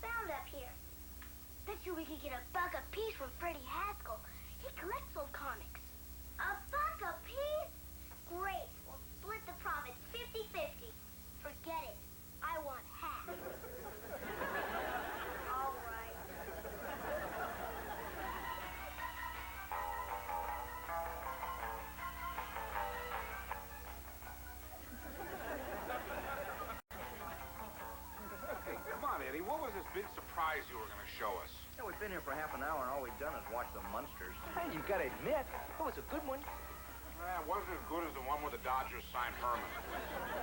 Okay, look. The reason I invited you over is, well, you guys mean more to me than anybody in the world. Yeah, I tell that to my family, too, but I don't mean it. I wanted you guys to be with me for this very special moment, which begins right now.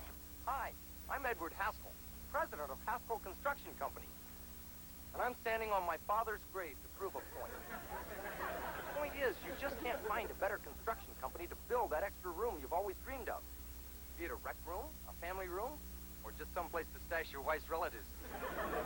And I swear on my father's grave that we'll build it for you better, cheaper, and faster than any of our competition. Because at Haskell Construction Company, we don't just build houses, we build homes. So, guys, what do you think? I know my hair could have looked a little better, but the honesty garbage really plays, doesn't it? It's one thing to misrepresent your product. Everybody does that. But Eddie, your father's still alive. Yeah, I know, but there's nothing I can do about that. And what poor timing, son. You just missed my commercial. Hopefully Grandpa did, too. Yeah, he can take a joke. You ever see a second wife? Mr. Beaver, if perchance you're headed back to the family compound, I'm in need of a ride. Hey, wait. You can't leave now. It's on Channel 62 in Spanish. Hola, yo soy Eduardo Haskell, el presidente de la compañía Haskell de Construcción. Aquí estoy en la tumba.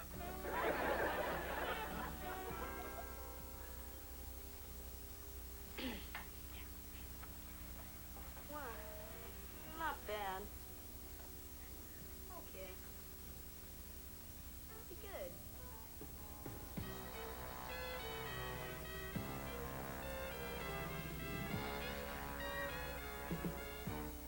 So, do you want them or not, Freddie? And remember, I'm here to make sure you don't rip them off. We cut them in for 5%. Well, these books are in the worst condition I've ever seen. Tell you what, I'm in a good mood. I'll give you $3.50 for the whole lot. Freddie, I knew I couldn't put one over on you, Kip. All right, $6. But don't tell everyone I let you walk all over me like this. Deal. Wait a minute. Something smells here. I bet we could get more from that comic book store in Bellport. Wait a minute, Kelly. We had a deal. Yeah. Give them back. Make me. All right? No, they're mine. No. You'll destroy it. Freddie, why do I have the distinct feeling that those comic books are worth more than $1?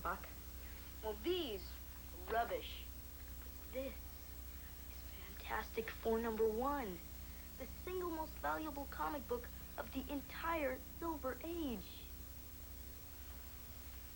Just how valuable?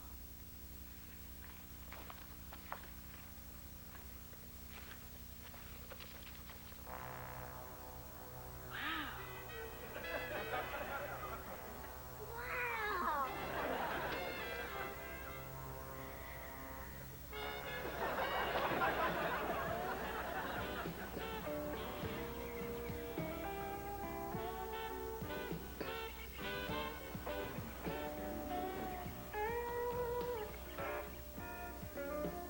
Mom, when do you think you have time to take me to get some riding boots? Riding boots. Wally, did you hear that? Riding boots. Don't tell me. You just can't live without them because all the other kids are wearing them, right? No, just the kids with horses. Really? Last time I checked, you didn't have a horse. Well, if I had the boots and one happened to follow me home in, say, a week, then I wouldn't have to wait to ride it.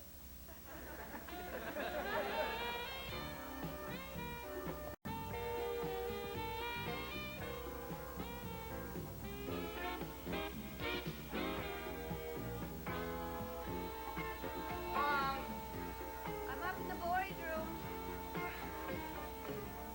Hi, Mom. Hi. You can help me turn the mattresses. Mom, can I ask you a question? Mm-hmm. Is it natural for a little girl to suddenly become obsessed with horses? Oh, please, Wally. When I was young, I used to draw horses. I had a collection of ceramic horses. And every morning I'd run out and give a lump of sugar to the horse that used to draw the milk wagon. Well, that would be fine. But Kelly's out shopping for saddles. Sometimes I think it would be better if she just started getting interested in boys. She is.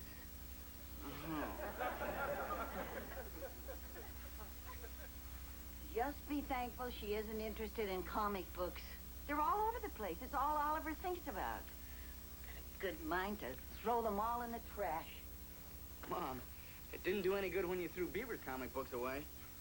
Come to think of it, he's never really gotten over it. Very funny, Wally. Well, if you don't have any more mattresses for me to turn, I'll run home to my wife and Dale Evans. Wally? You know I saw the strangest thing today on television. Oh, don't worry about it, Mom. Eddie Haskell's dad's just fine.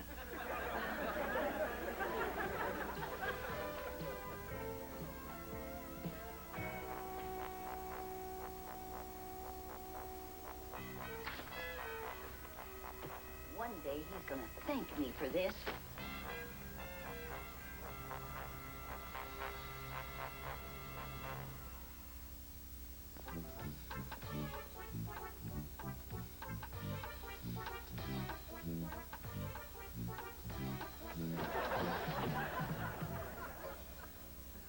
Oh, aren't you too adorable?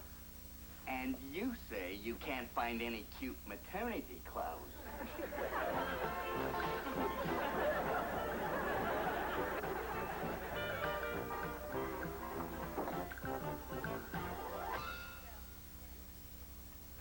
Oliver, you're not supposed to just eat the icing off the cupcakes.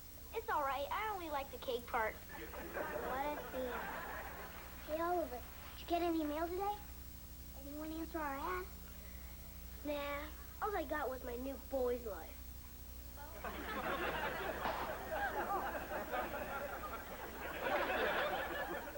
Oh, that JJ. Just like her mother. Cider? Aren't you a little early this year, Santa? Don't give me the business, Lumpy. By the time I got to the costume shop, all they had left was this and Rosemary's Baby. Oh, you look cute.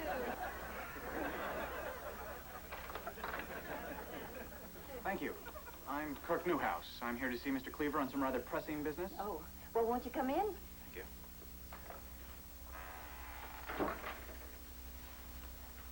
Theodore, this is Mr. Newhouse.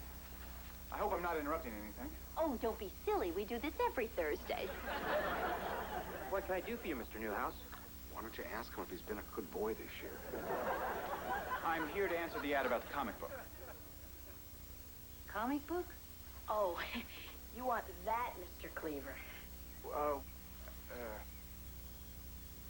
Which head should I talk to?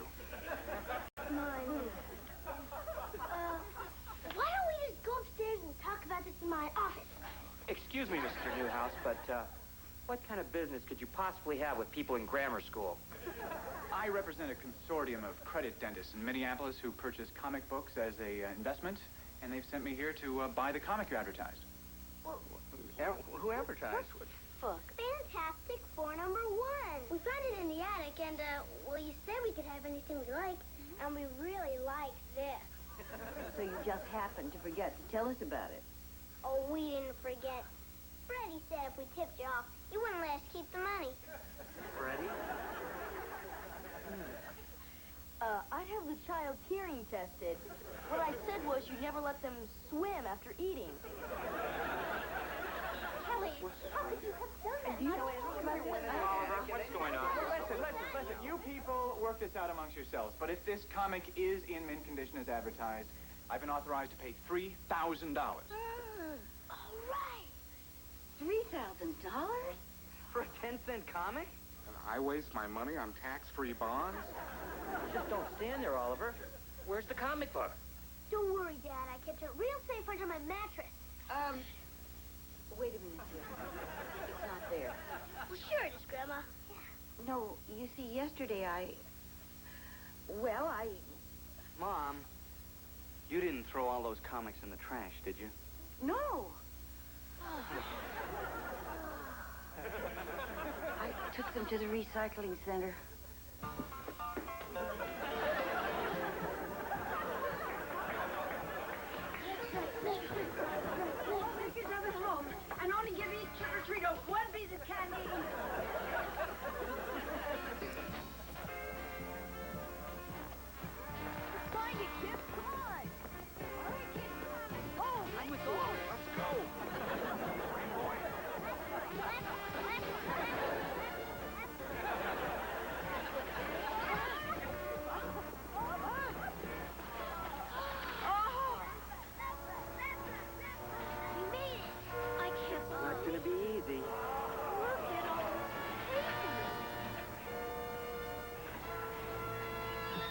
guys, look, it's gotta be here someplace. Let's split up and find it.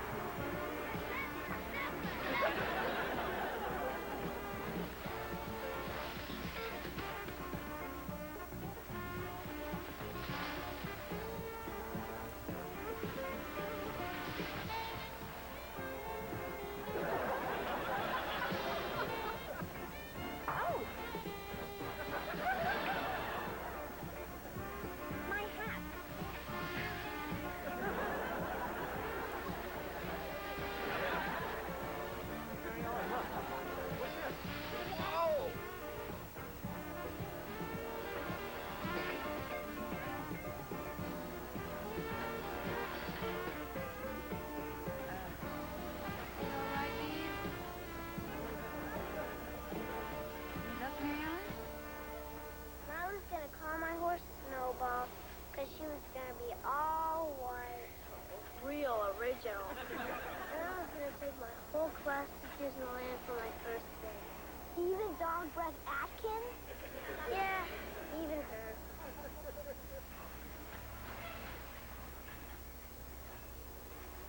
Hi, kids. I know how disappointed y'all must be. And I was counting on a big haul of candy tonight. Stubby, could you just make believe you're not here? Oh, I do that real good. Been on business trips with my dad. Kid, I know I should have had more respect for your property. Don't worry, Grandma. I tried being mad at you for a few minutes, but I couldn't go through with it. I had no idea a comic book could be so valuable. But, Grandma, every comic book is valuable, because once the guy reads it, he gets to be someone else for a while. Sort of like Halloween. Well, I guess I never looked at it like that.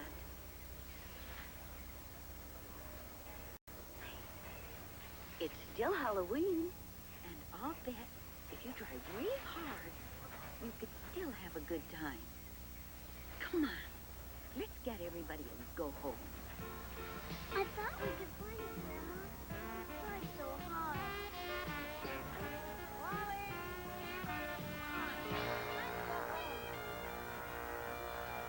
Come on, kid. We can walk.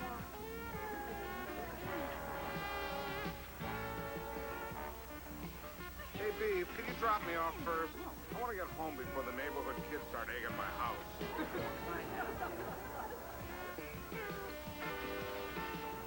Kelly, you ever wonder how you lost your mulberry bush doll?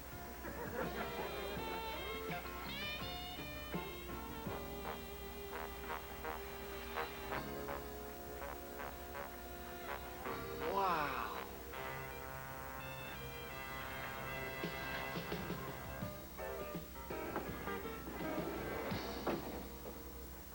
Well, everything seems to be in order here, except that the check should be made out to my brother and me, who will act as custodians. All right? It's not fair. How come we can't be the janitors of our own money? Kids, we've been through this before. The money is going into a savings account to earn interest.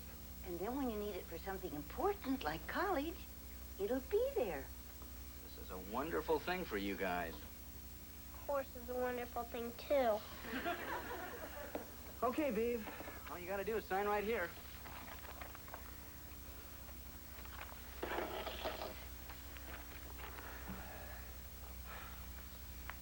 Wally, this is the sensible thing to do, right? Right.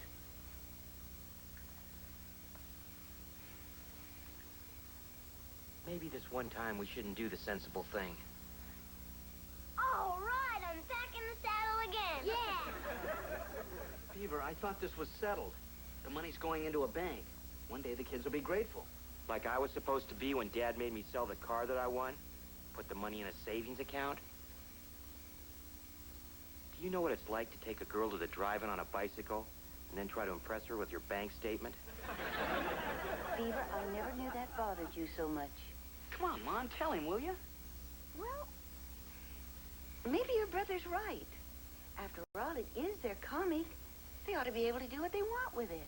Listen, I have 15 anxious dentists who are waiting for my phone call now. Do we have a deal or not? It's up to them. Excuse us.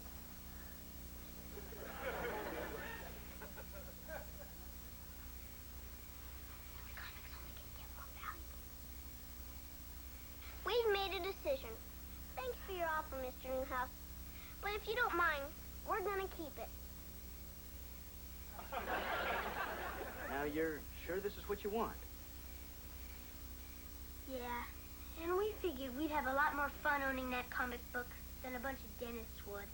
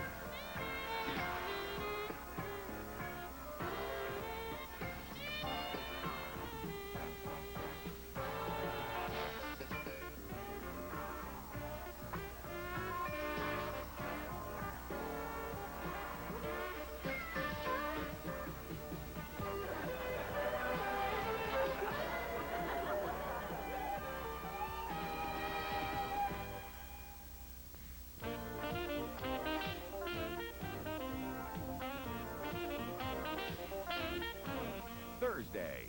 Where's the fun in playing piano when it's just practice, practice, practice? It's mayhem in Mayfield on the new Leave It to Beaver. Now, a masked defender tips the scales of justice in favor of the people. Zorro, next on YTV.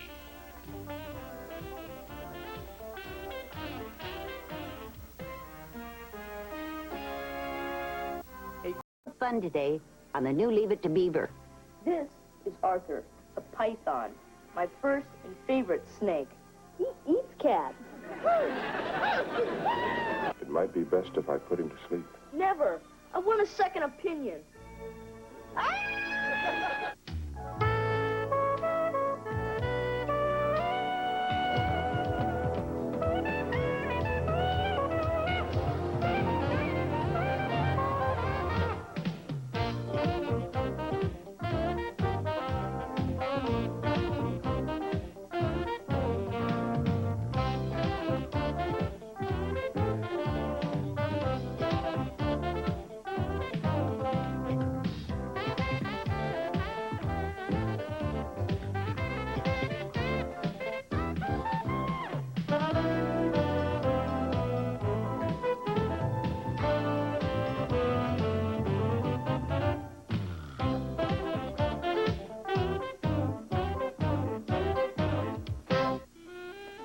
I know a joint garage sale was my idea, but do you really think anybody will buy all this junk?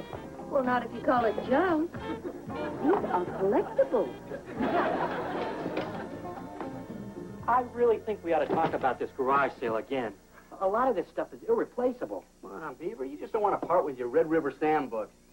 But Wally, I was with Red River Sam when he crossed the Pecos. I fought side by side with him as he cleaned up Yuma City. I cried when he went to the Senate. How can you put a price on that?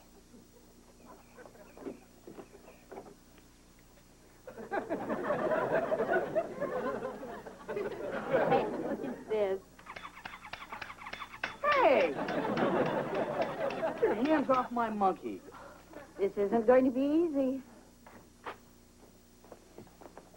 Well, Dad, here's the stuff we don't want.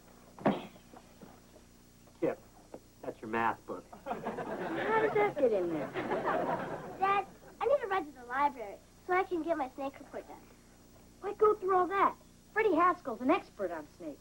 Why don't you go pick his brain? The last time I asked him for help, he'd only do it if I put an apple on my head so he could practice with his crossbow. Well, you're safe. His grandmother does that. I guess Freddie does know a lot about snakes. If you want my assistance, these are my conditions. Here they come. First, you have to clean out the snake cages for life. How long do they live?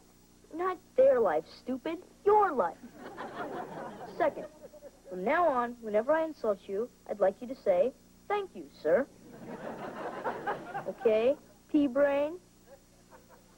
Yes. Thank you, sir. Hi, boys. Freddie, I'm going shopping. Can I pick up anything for you? Yeah, get some apples. Grandma's coming over Sunday. Freddie, Grandma's on her feet all day at the car wash. She comes here to rest. Okay, Mom. Now, where was I? Oh, yes. Unlocking the door to the study of snakes, otherwise known as herpetology. Use that in your topic sentence. What's a topic sentence? Never mind, I wouldn't want to clutter your puny cranium. Was that an insult? Definitely. Thank you, sir.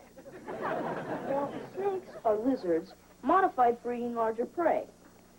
This is a king snake. Her name is Mrs. Jackson, after my history teacher. Is Mrs. Jackson poisonous? Well, I can only vouch for the snake. Now, most people, like my father, are scared senseless of snakes. When in actuality, they are gentle, loyal, and make great pets. This is Arthur, a python, my first and favorite snake. Hey, what's the matter, little fella? You're not sick, are you? Maybe he's just faking so he doesn't have to take a test.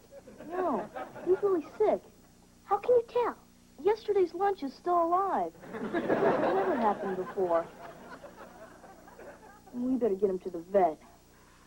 I gotta go home, Freddie. This is gonna take too long. I can fix that. My, what a lovely cat you have. Oh, thank you.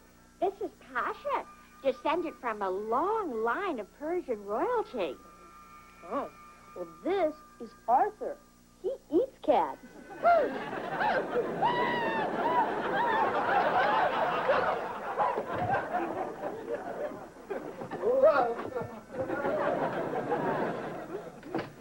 That's my boy. Mister, what's in that box? You don't name these. There's no holes. How does it breathe? I don't know. Everything will be just fine.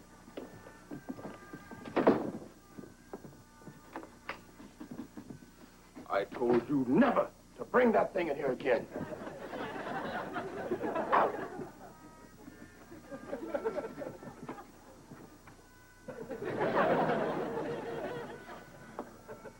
Hello, Freddie.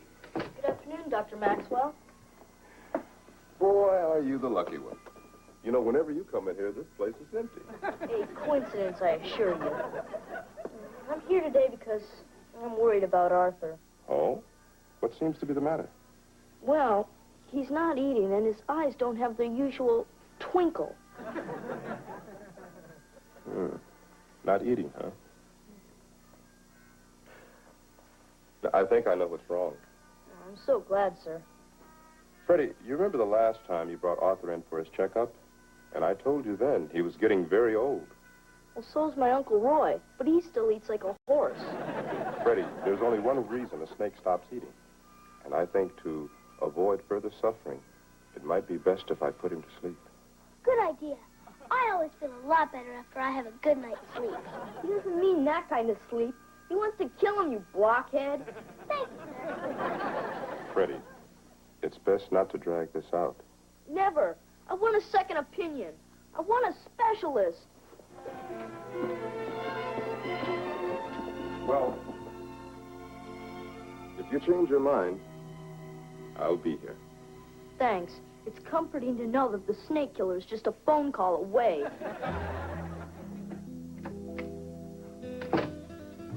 I've tried everything. Vitamins, hormones. I even put him near the TV when that faith healer came on. He doesn't seem to be getting any better. Oh, there's one last hope. Laugh therapy. I found this book in the library. This guy says that laughing cured him. How do you know Arthur has a sense of humor? Oh, he loves a good joke as much as the next reptile. Hey, Arthur, a priest, a rabbi, and a snake walk into a bar. The rabbi turns to the snake and says, Freddy, you got 2 seconds to lock up those slimy serpents. You've never gotten over that time you put a rattler in his lunchbox. it was a fake. I know, but even the paramedics couldn't convince him. Make sure none of their lunch is roaming around either. You can come in now.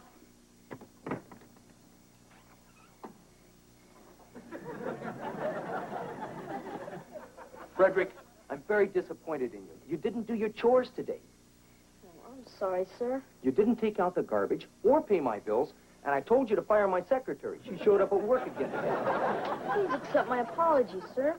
I've been terribly busy with Arthur. The vet says he's gonna die. Oh, that reminds me, Kurt. Why don't you call the hospital and find out how your rich old lad is doing? Sorry, she went home today. The whole bird.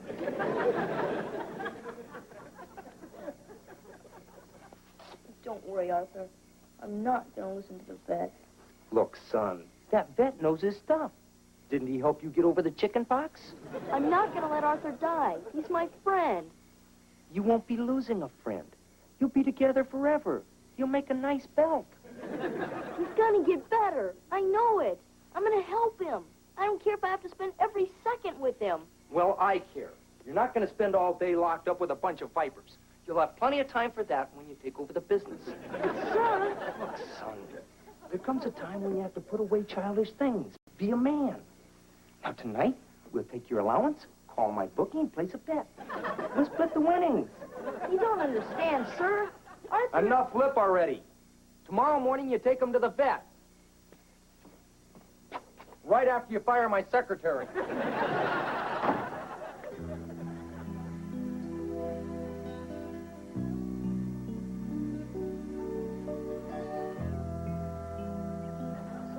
What do you say?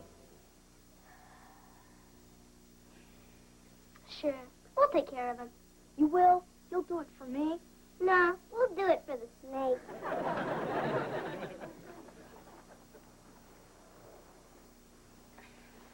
You gotta make sure that no adults find out about this. They'll tell my dad. Grown-ups have a way of sticking together like nuns on a bus. Freddie, you leaving so soon? Why, yes, Mrs. Cleaver.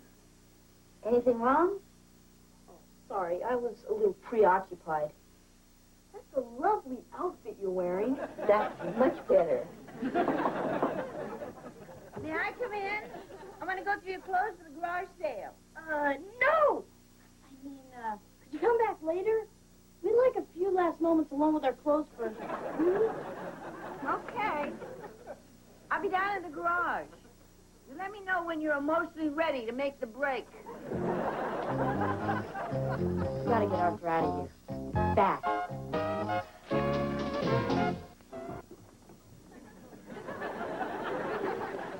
Hey, wait a minute. Where are you going with that? Did your grandmother tell you to get my favorite rug for that garage sale? Oh, no, Dad. You don't have to make excuses. I know what's going on here. Look, guys, I want you to take this rug and put it someplace nobody's going to find it until this garage sale nonsense blows over. We won't let you down, Dad. Thanks, guys. You know, you're good kids. Hey, why don't you take some money and, well, go buy some ice cream or something? Thanks.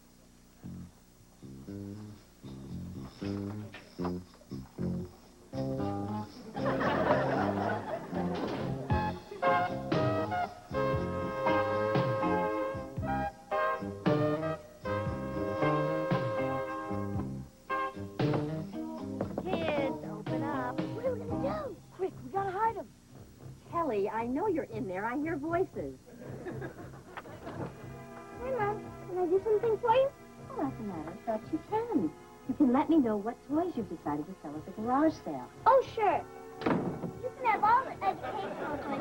And all the... Kelly, open the door this minute. Okay. Oh. Hi. And you can take all the toys that say ages 3 through 8. I'm 9 now.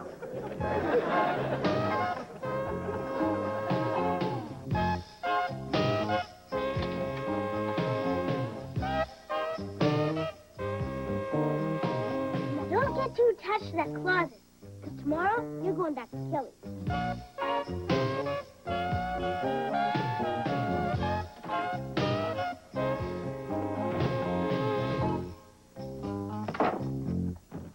I'll never smile again until I smile at you.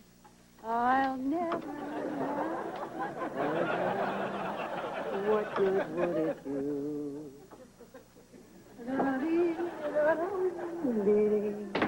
What good would it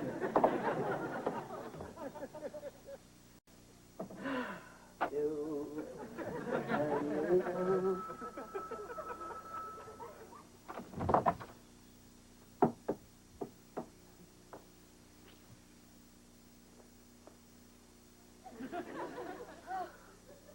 One shoe, one jacket. And as for you, young man, this might be a good time to find out if your brother's military school gives family discounts. And if you like, I have a few suggestions as to what you can do to punish your kids. That's okay, Eddie. We find our methods very effective. Sure. Give them some more milk and cookies. That'll show them who's boss. I feel awful about this, Mrs. Cleaver.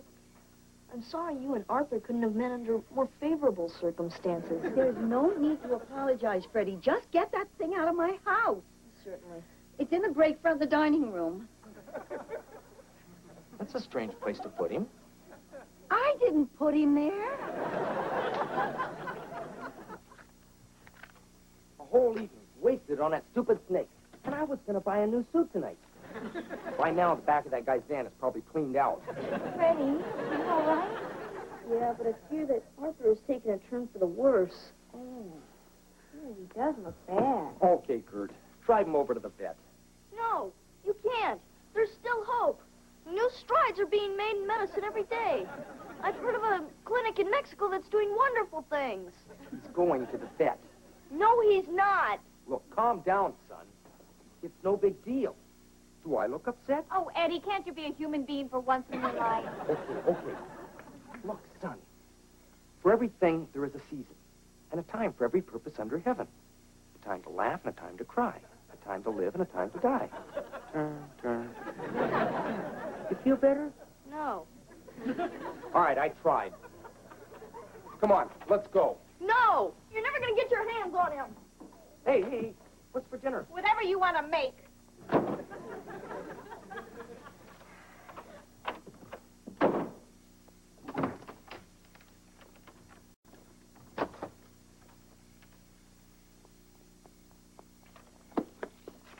Freddie, unlock the door.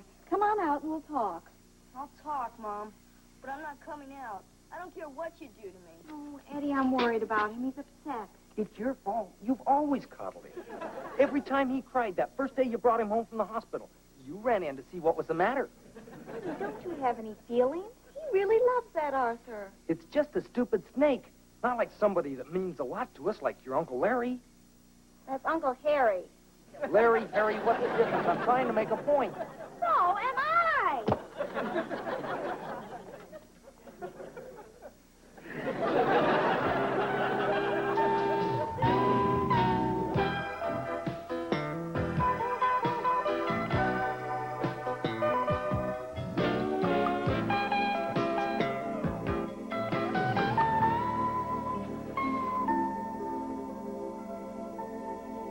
Come on, Arthur.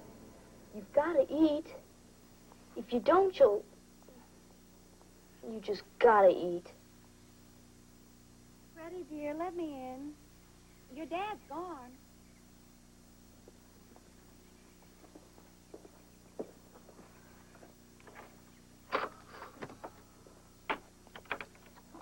Here's some. Have some. No, thanks. I'm too upset to eat. Arthur's breathing is labored.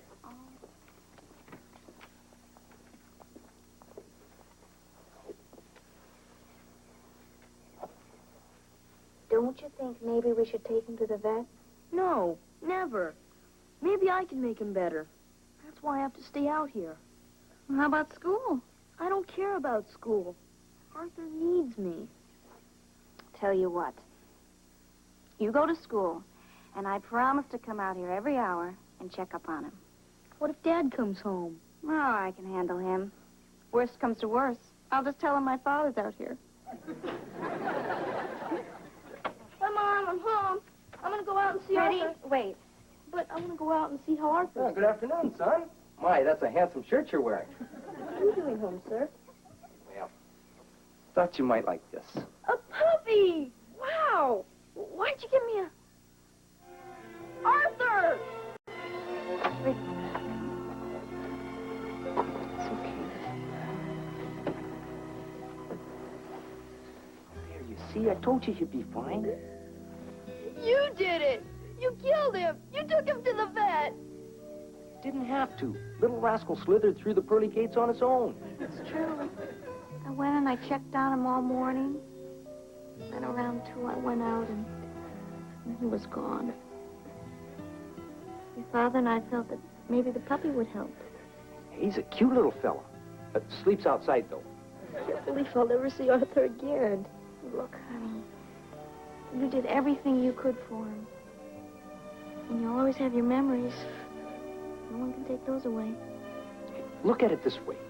He had a long and happy life. So what should we call the puppy? I know you mean well, Mom, but nothing can take the place of Arthur. You really loved him, didn't you? He was my friend. He was always there for me no matter what. Sometimes when I'd have a really bad day, you know, the kind where the teacher keeps calling on you and you don't know the answers. And then you find out everyone but you got invited to the big party. No matter how bad the day was, I could come home and Arthur would be waiting for me. And he'd curl around me and make me feel better. Good old wolf. Pardon? A great dog. He'd run over to me and lick my face, and things just wouldn't seem so bad. I didn't know you had a dog, sir. He wasn't just a dog. He was my friend. I taught him to sit, heel, and bite on command. I could talk to him. He liked me all the time. Like most of the people I know. I love that dog. It's okay. He's not really gone. You've always got your memories. Kind of like you and Arthur, huh? I guess you'll miss him like I miss Wolf. Life stinks. It's okay. Even though I loved him, I know a lot of people just thought he was a cold-blooded reptile. A lot of people think that about your dad, but I still love him. I'll tell you what. How about we give Arthur the best darn funeral your money can buy? Arthur would like that. We'll dig a nice long trench out by the rose bushes, and we'll bury him there. That would be a fitting farewell. And while we're at it, we'll put in that new sprinkler system.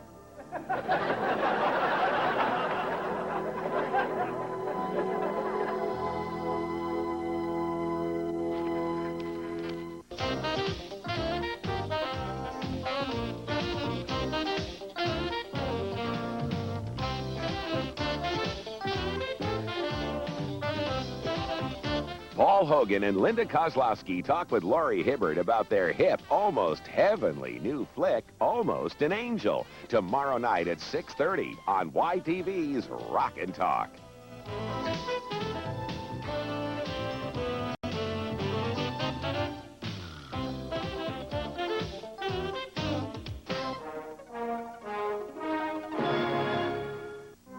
On the new Leave It to Beaver.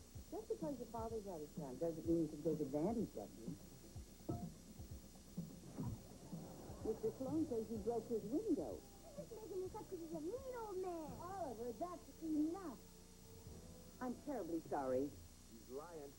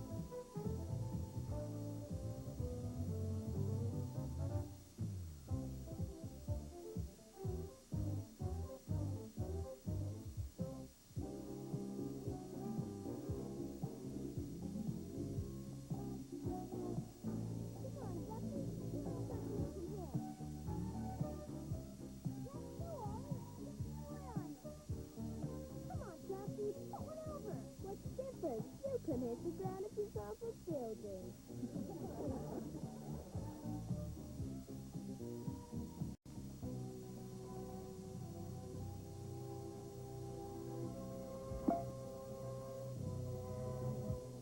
Nice work, Cleaver. Right into old man Sloan's yard. I think I hear my dad calling. Not so fast, Beaver. Dad, you really did it. Remember my ball we lost last week? Well, what did you say we all go looking for it? Oh, come on. How easy to find? Has my name written on it. Come on, give him a break. Mr. Sloan's the meanest man in the world. I heard the last kid that went in his yard never came out. Come on, stop starting and go get my ball. Who's gonna make it? I am. I'll be right back.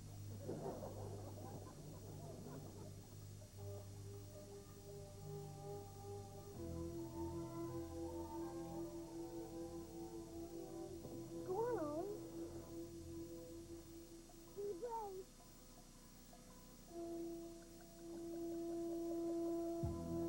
Go on, go on.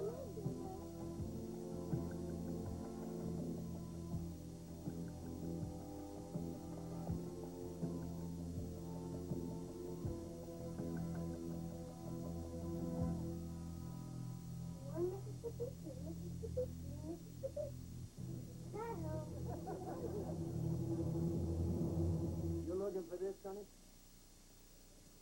No, take a seat. I am sick of this. Now, you boys been hitting balls into my yard for 30 years. Now even the girls are doing it. If this happens again, I'll make sure that you are locked up for good. Now take your ball and get off my property. Hey, Beaver, will you hurry up? I don't want to have to chase the plane down the runway. I really appreciate you taking me to the airport, Wally. I am going to bring you a nice souvenir. Fine. As long as it's not another one of those plates with a picture of the state capitol. But they're worth a whole lot more if you have the whole set. I think you overpaid it, Dad. This is an important account, and I want to be prepared. I took my business suit, my casual suit, my swimsuit, my sweatsuit. How about your rocket suit for when you miss the plane? Okay, we're out of here. Oh, Mom. Make sure the boys do their homework, take a bath, and brush their teeth. Seems like you didn't see the here. Oh, yeah.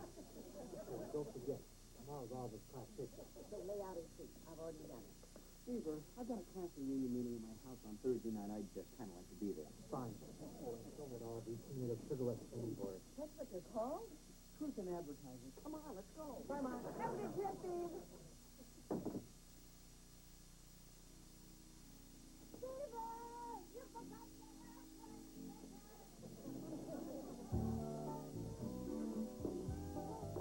Grandma, look. Hey, you got a TV? Yeah, I'm just talking to smiles for my class picture. How do you like this one? Yeah. It gives a little more enthusiasm. It's hard to be enthusiastic when your tie is cutting off your air supply. Come here. Maybe we can undo this top button until picture taken down. Thanks. When I grow up, I'm going to get a job where you don't gotta wear a tie like a plumber or a monkey trainer. What have you got in your pocket? Oh, it's a coat. Smells like chocolate to me.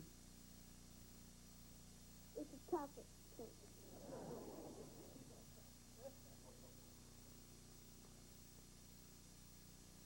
A Sugar Rush candy bar. Now, what's your father told you about these?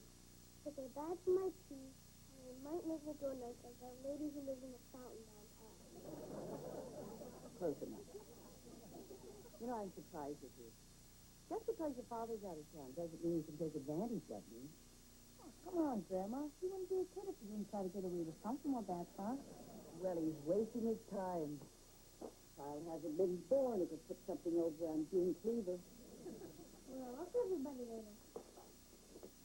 Oliver, be careful not to spill any of your food at lunch. Oh, don't worry, Grandma. On picture day, all we gotta take his clothes off, and then he's in the basket.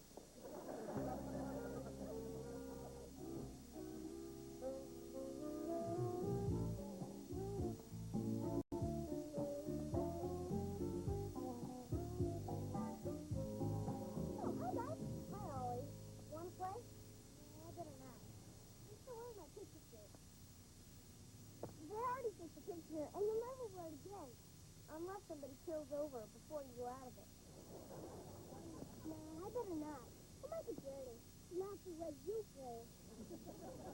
Come on, Ollie, be a guy. I'll hit it right to you, so you won't even have to sweat. Well, I guess maybe a couple.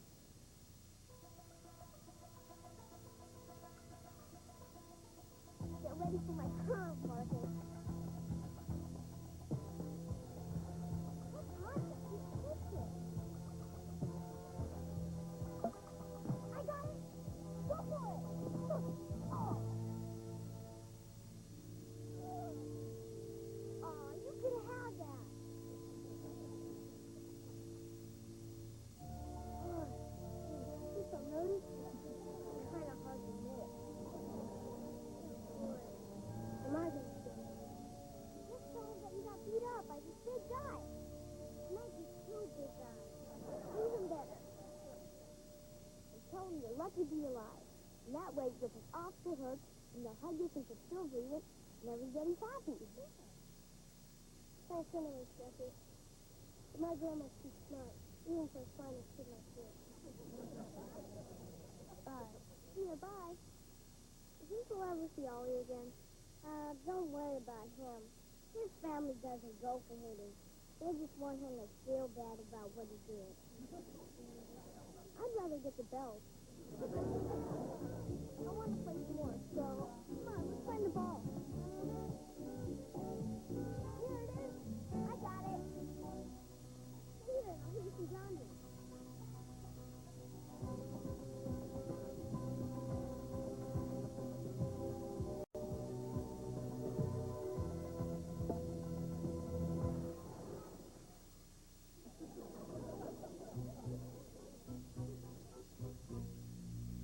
Hey, you kids! Come back here! Oliver, please!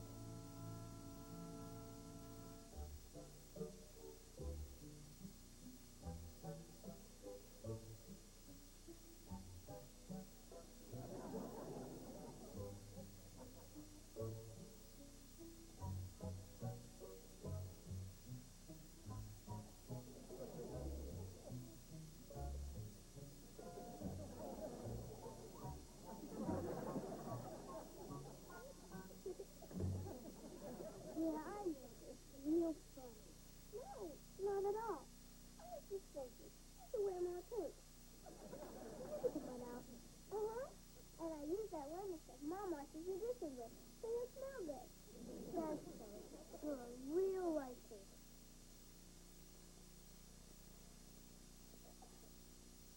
Kelly, if you were my sister, I could probably change a thing with you. But since you're only my cousin, you'll have to wait in the bathroom.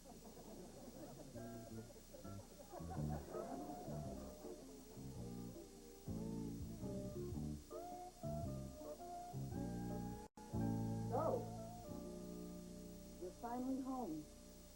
Yeah? Oh, boy, am I lucky too. Maybe you didn't learn some too. It's hard to miss. Have you been out playing? No. I can sit home like you told me, but before I got here, I got jumped by this big guy. No, the two big guys. And then they threw me in the mud. And then they threw me in hot water, and then fish smoke. Listen to me now, because I'm still breathing. Would you come in the living room, please? Let me take it. Now.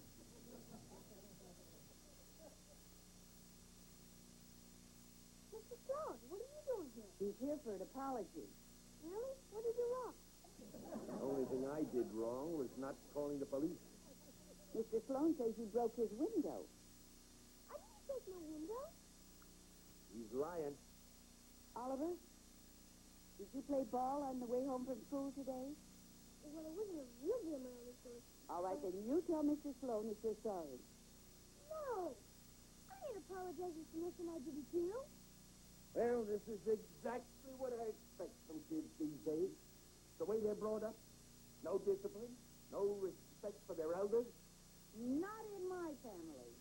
Oliver, you apologize to Mr. Sloan. No, I won't. You're just making this up because he's a mean old man. Oliver, that's enough. I'm terribly sorry. You'll get your apology, I assure you. I won't be holding my breath. Good day.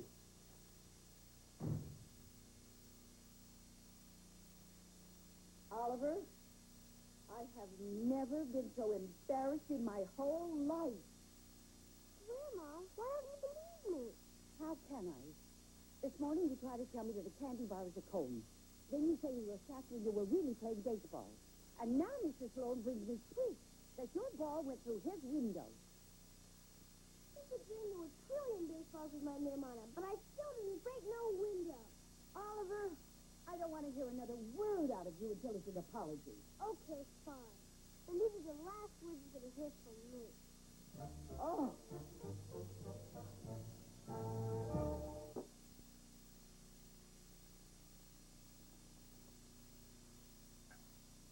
Good eggs, Grandma. Thank you. How are your eggs, Ollie? Oh.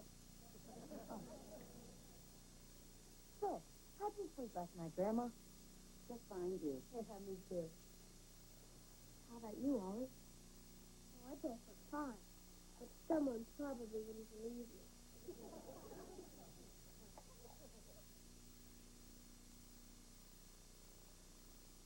Come on, boys. Getting late. Tell Grandma it's too late. And I can even walk to school.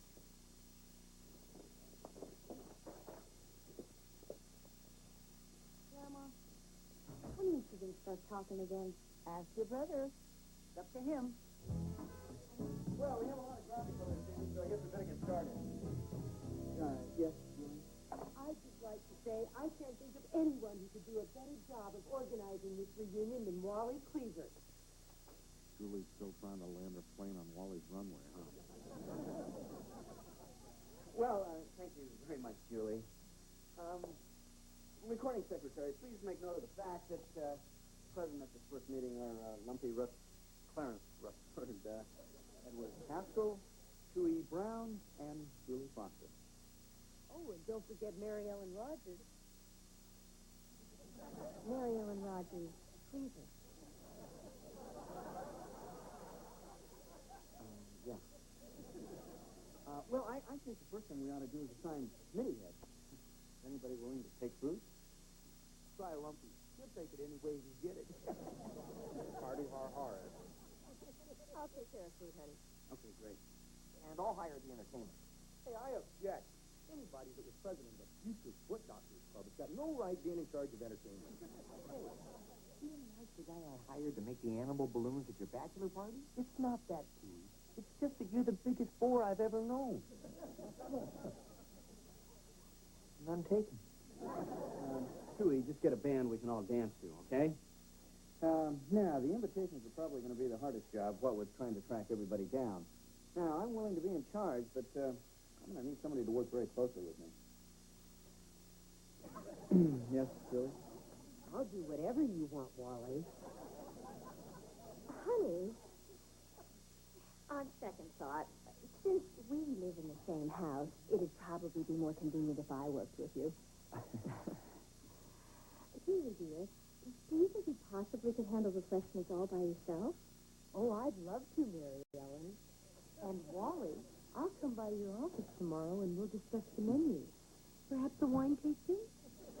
Excuse me for interrupting, but I need to talk to you, Uncle Wally. It's important. Hey, what's the sport doing here? He didn't graduate with us. Neither did you, Eddie. Oh, Kip, we can talk in the kitchen. I'll be right back.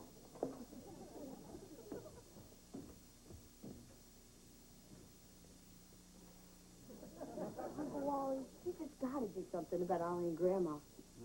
Still at it, huh? They're driving me crazy. They're not even talking to each other. Dad should be home tomorrow. Well, look, I just don't see what I can do. You know, your grandmother has a mind of her own. Then talk to Ollie. She doesn't have a mind at all. Okay. I'll come over later and see what I can do. But don't tell your grandma. She wouldn't want me to interfere. Thanks. I better get back before Grandma gets suspicious. She thinks I'm on the roof adjusting the antenna.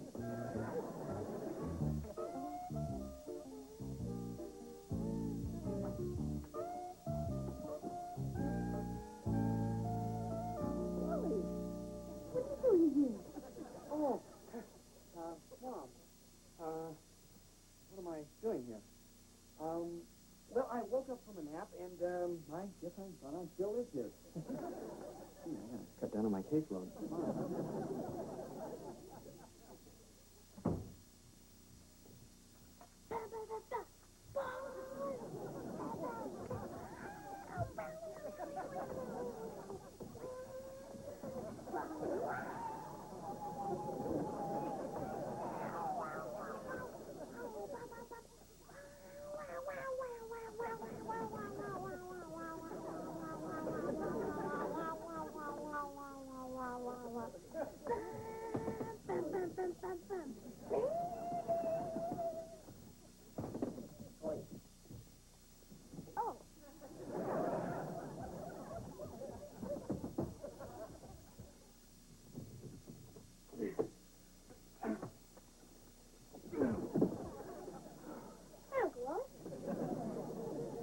Golly.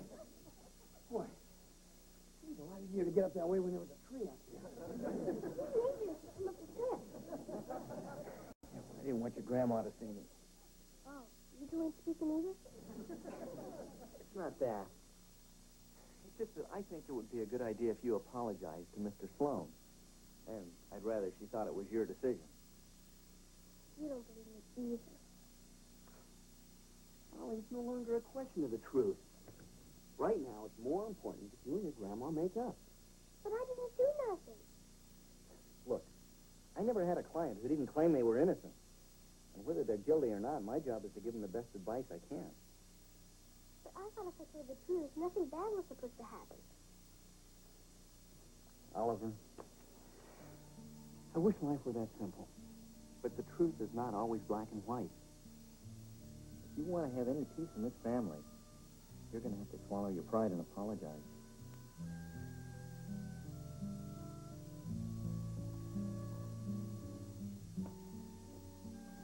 Grandma, Oliver? I'm ready to go to Mr. Sloan's now. Okay. Come on.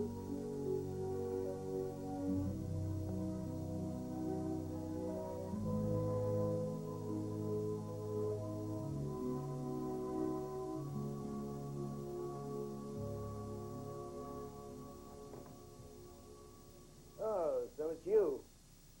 Yes, sir. I came by to say, I'm sorry my ball broke your window. Well, you're a little late for that. Some kid named Dumpy or something already owned up to it. Dumpy Guthrie? Why in the world would he do something like that? The little delinquent said he was so upset he couldn't even watch TV. Good, I say. So it wasn't you. That's what I've been trying to tell you. Doesn't matter which kid threw the ball. I beg your pardon? You heard me. They're all a bunch of troublemakers. Mrs. Sloan, I think my grandson has proven he's anything but a troublemaker. And if you can't appreciate what he's done here today, then why don't you take a long walk off a short pier? Good day.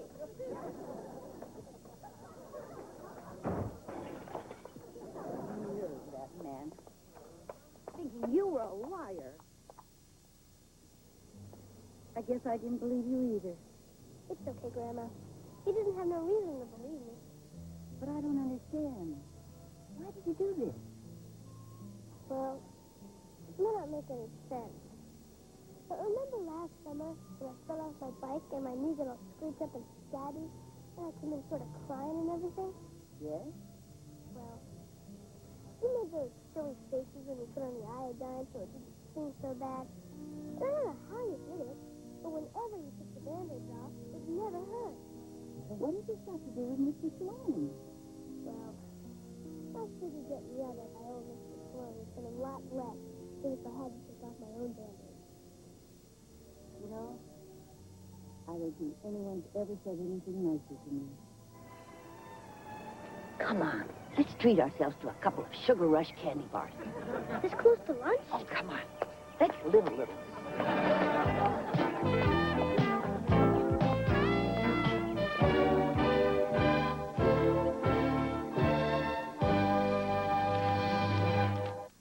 Is he crazy?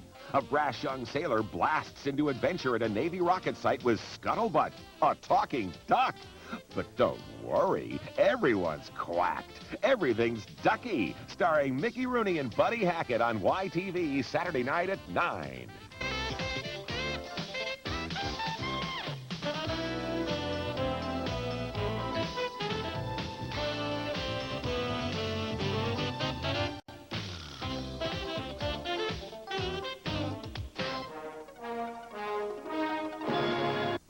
On the new Leave It to Beaver. You know, pen pal, I think I got the bestest family in the whole world.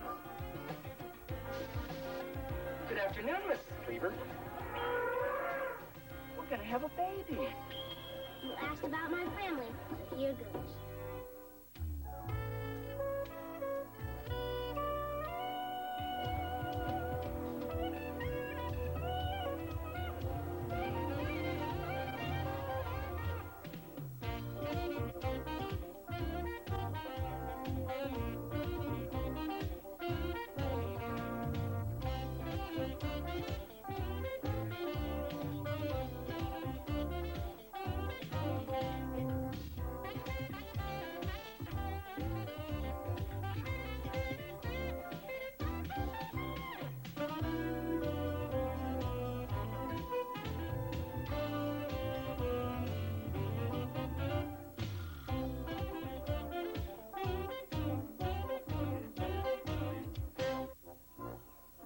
Pen pal Donnie, boy, am I glad I found out you're a guy.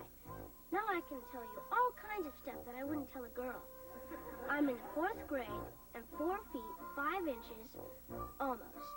And even if I haven't catched my first wildebeest yet, I have wiped out 4,000 aliens in Space Invaders. You asked about my family, so here goes.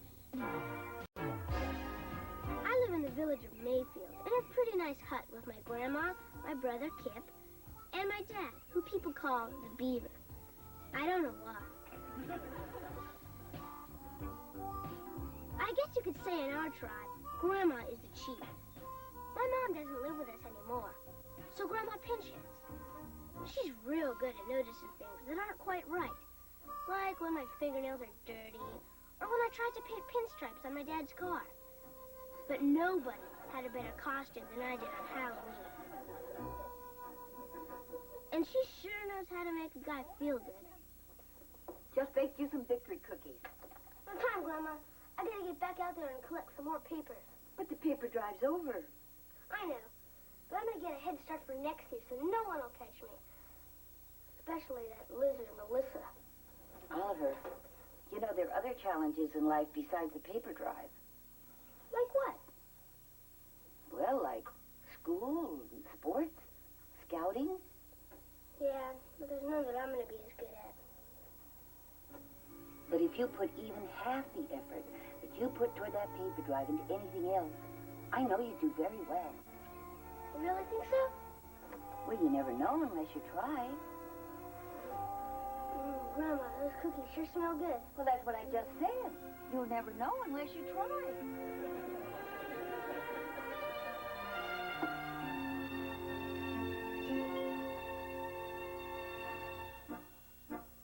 Now let me tell you about my dad. He's different than my friends' dads. And even though we don't hunt boars so much anymore, we watch cartoons together. And he's never too busy to do something with me. Don't worry, Oliver. It'll fly this time. Dad, can you come outside now? Well, I'll be with you in a minute. I'm talking to your brother right now. In the shower? I'll be out in a few minutes. But, Dad! In a minute, son.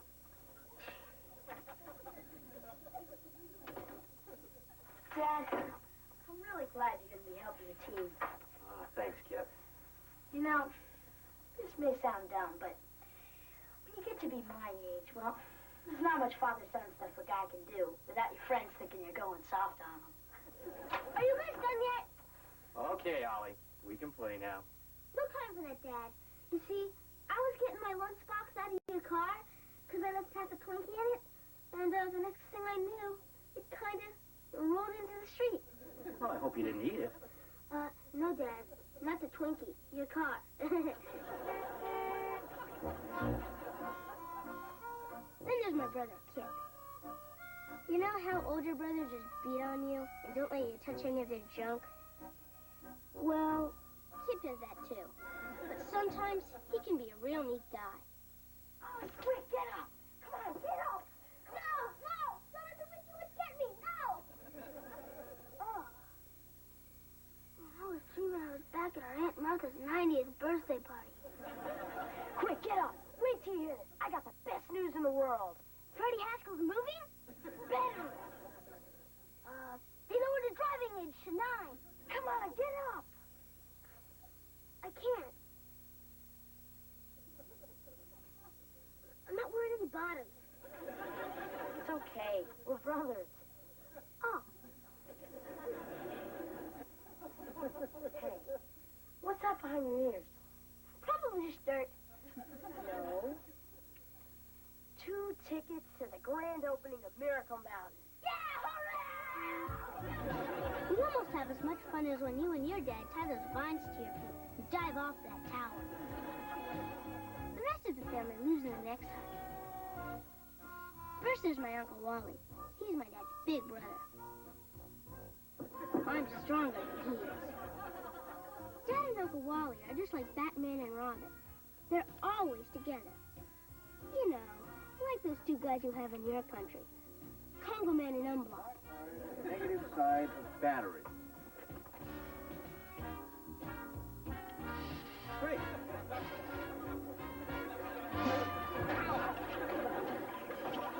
Uncle Wally and Aunt Mary Ellen have known each other for a long time.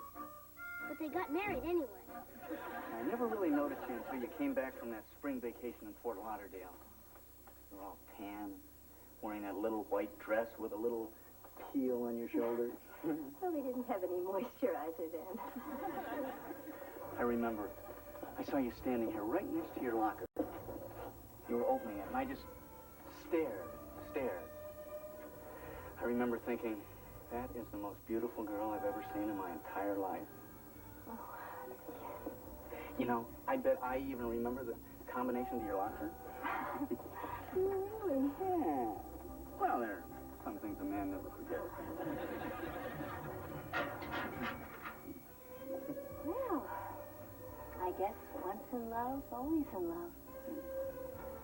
Was there ever any doubt? You just opened Julie Foster's old locker.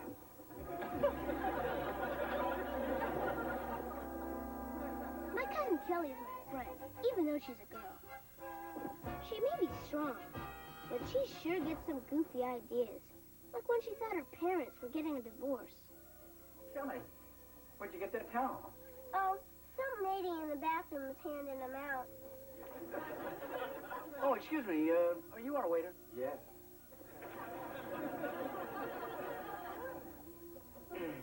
They're, very busy here. Well, what looks good to you, honey? Oh, I don't know. Maybe we should have the family special. Why bother? Oh, excuse me. We're ready to order now. Good. Look at her all dressed up. She's such a big girl. Yep, she's our big girl, all right. Our big girl. In fact, you're such a big girl that we can talk to you about anything now. Because you're such a big girl. I'll be right there. Are you all right? No! You're getting a divorce! That's what you dragged me here to tell me! Please stay together, please! A divorce? No! Kelly, honey, we brought you here to tell you that we're going to have a baby. Yeah. A baby? And a divorce? How many lives can you ruin? Real dumb, huh? And after that, she ran away from home, but I talked her into going back. I just want you both to know that it's all right with me if you have that baby. I think we can make it work now. I love you both. Good night, baby. I can't wait to meet you.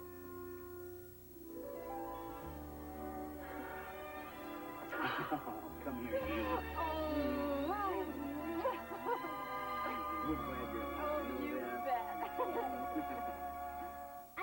can't tell you about my family without talking about the Haskells. Boy, what a bunch of creeps. Hey, another score for the kids. Come on, Freddie. Let me go out for a pass. I wish I could, Bud, but the sheer velocity of one of my passes would stunt your growth. Come on. He's having a rough time at home, so lay off. Huh, Freddie? Yeah, lay off me, Freddie. Down, Fido. Look, it's not that I don't feel for you, kid, but you gotta stand up for yourself. If my old man gave me any guff, I'd... Good afternoon, sir. Yeah, hello, son. Well, if it isn't the Cleaver brood. Gee, I see your dad's still giving you haircuts at home. Next time, tell him to turn on the light. Good morning, Mrs. Cleaver. Hello, Eddie. And might I say, that's a lovely oven mitt you're wearing. Oh, good morning, Mrs. Cleaver. That's a very becoming robe you have on. Some things never go out of style. Thank you, Eddie. Good afternoon, Mrs. Cleaver. Why, that's a lovely... Why, Mrs. Cleaver, I do believe you're wearing slacks, and I must say they do become you. Eddie, Yes, Mrs. Cleaver. put a sock in it. Oh, good morning, Mrs. Cleaver. My, what a lovely... Why, that certainly is a handsome outfit you're wearing. Oh. Well, it's my Father's Day present. You know how it is. I've got to wear it at least once just so they don't think they totally wasted their money. Nonetheless, certainly does become you. Well, sir, it's nearly post time. Frederick, my boy, I must say, I haven't seen you look this good since that day at juvenile court. Thank you, sir. You know, you remind me a lot of myself at your age. Except, of course, I was better looking. So you've told me. When you get to be my age, you'll learn something about women. And on this night of your first date, I'm gonna pass these secrets along to you. That's very generous of you, sir. Son, women are all a bunch of bloodsuckers, out to get whatever they can. And when they've used you up, they'll toss you aside like an old sock. Now you run along and have a good time.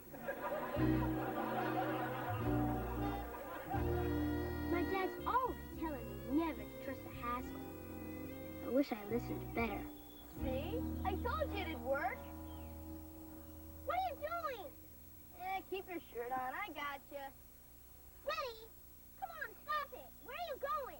I'm taking you over to my house. My dad's been bugging me to clean out the rain gutters. Come on, Freddie, get me down. Well, all right. But you got no sense of humor. A bee! A bee! Freddie! Freddie! Freddie, get me down! Stop horsing around, kid! Help! Help! Help! You owe me a buck!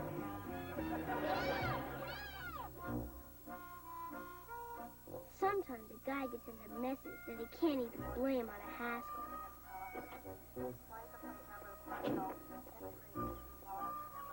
I just caught the news on my CD radio. So you got locked in there, Beaver. The ex-wife? Come out with your hands up.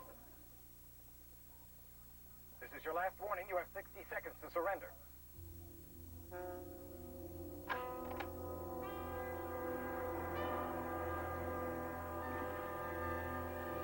Don't shoot! Don't shoot!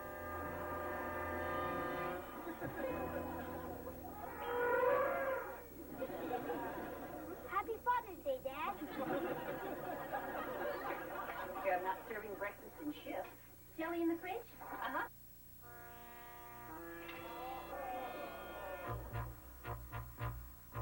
Dad, I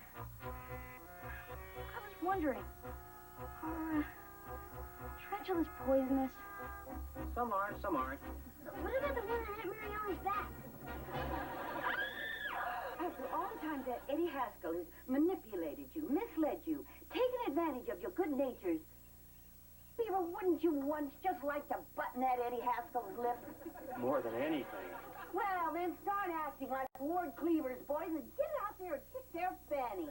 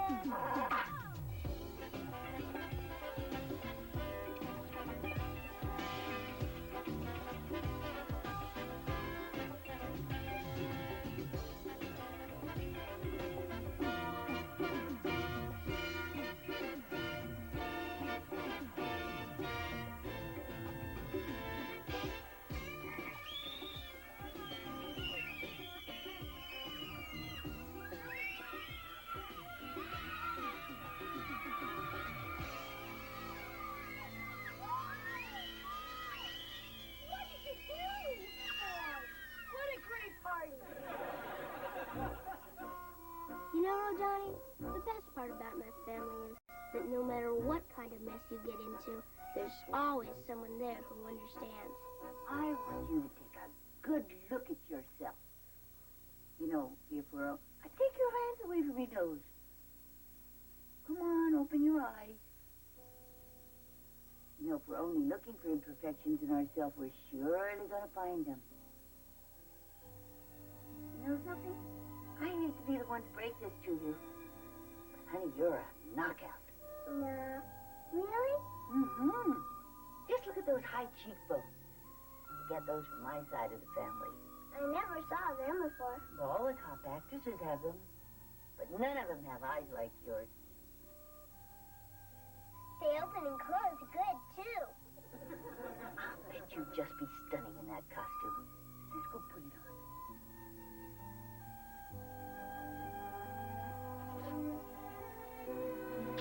Here's your costume. Oh, what a pretty petticoat. I picked it out myself. Oh, you did? Uh-huh. There. Will you put your hair up? Uh-huh. What a lovely dress this is. At least it'll hide my naughty knees. Well, that's an advantage. Come on, let's go take a look.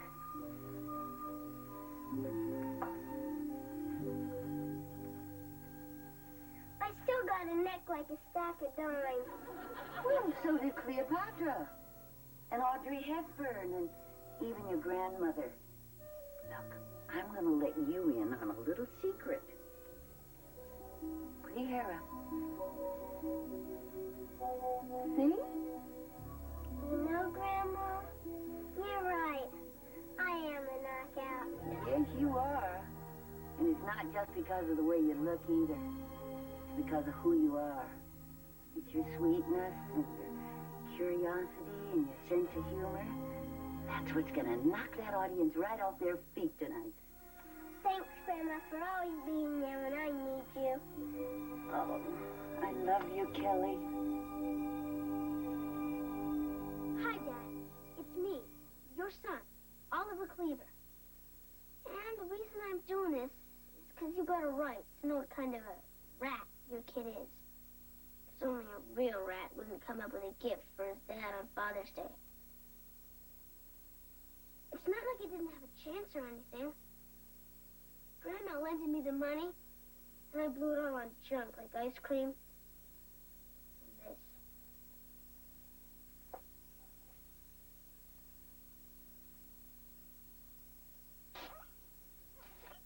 Pretty dumb, huh? I didn't know what a rat I was till I saw you staring at that picture of you and Grandpa. And that made me think of you and how you always share your fries with me at McDonald's. And how you always call me champ, even though I hardly never won nothing. And that whole Saturday we spent looking for a 4-leaf clover. And when we come home at night, I always pretend to fall asleep in the car. Because nothing feels nicer than when you carry me upstairs and put me into bed. And Dad, even though I did goof up, could we still be friends? Because I sure love you a lot. Okay?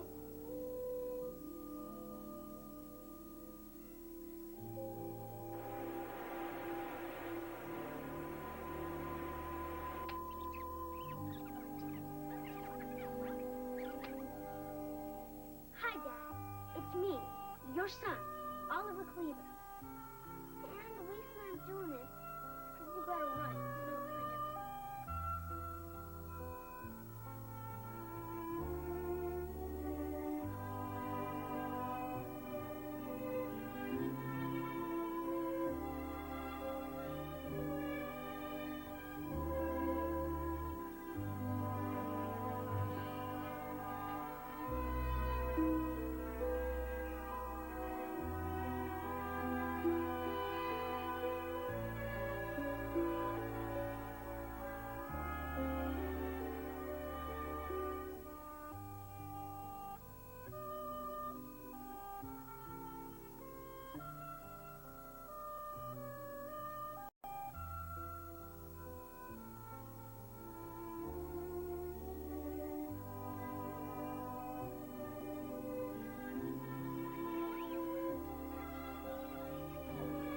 much.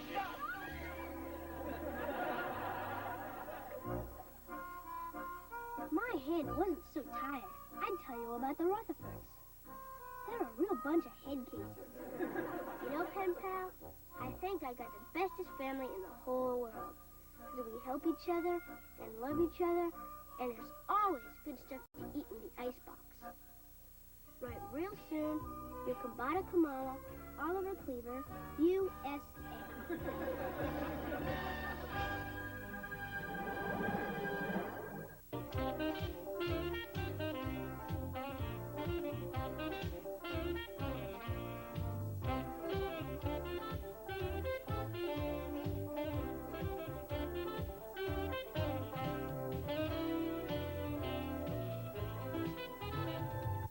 How do children learn religion? Find out how parents and mentors around the world nurture belief on All Our Children, an eye-opening new documentary series tonight at 9:30 Eastern and Pacific on YTV.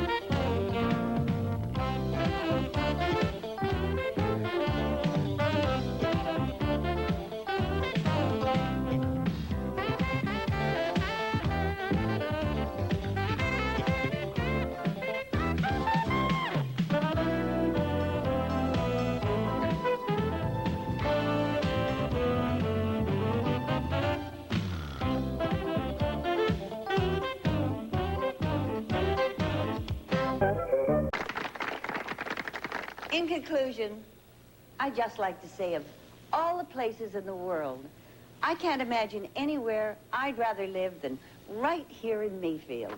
Happy birthday.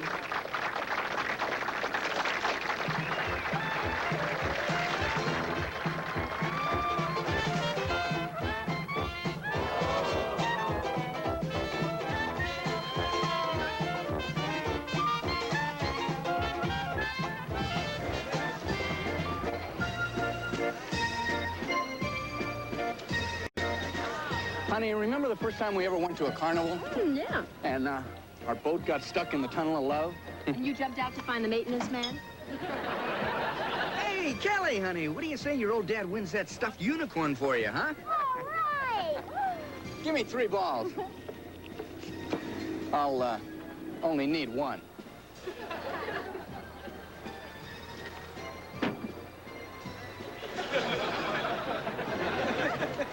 Just a warm-up toss.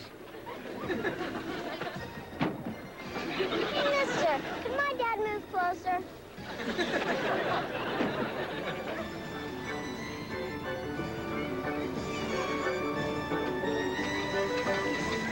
So it's definite then. If you both decide to show up tonight and we both decide to show up tonight, then maybe we'll decide if we feel like hanging out together. Okay. See ya. Maybe. Great. Later. All right.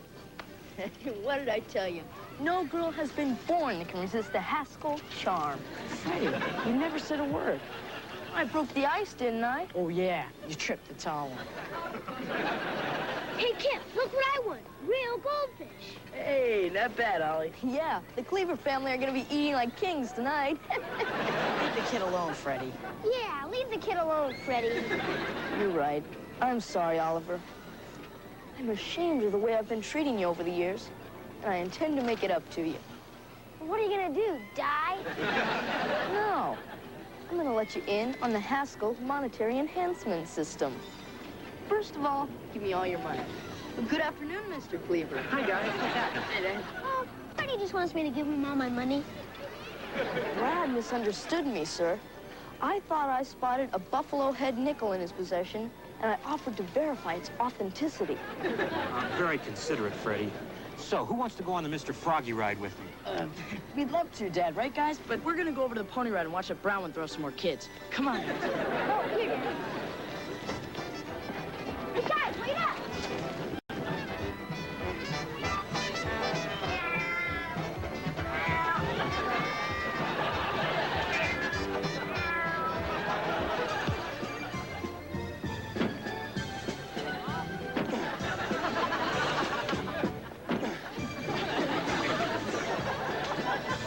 Hit me again.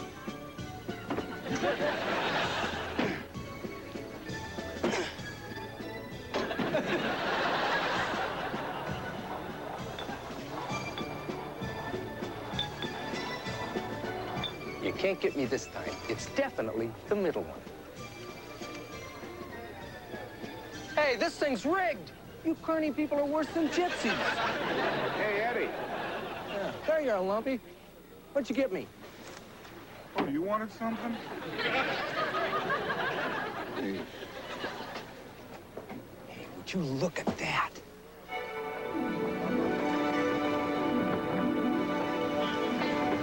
now that's class. Picture me out on the open sea with the wind in my hair, drinking champagne, and laughing at all the poor slobolas on the docks. Hey, I wonder if it's got a kitchen. You know, all the big shots in history were men of the sea. Magellan, Columbus, Ted Turner. I belong in that club. Well, you gonna buy a ticket or not? For $5? Forget it. Let's go down to the spin art booth. I still owe my sister a wedding gift. Gee,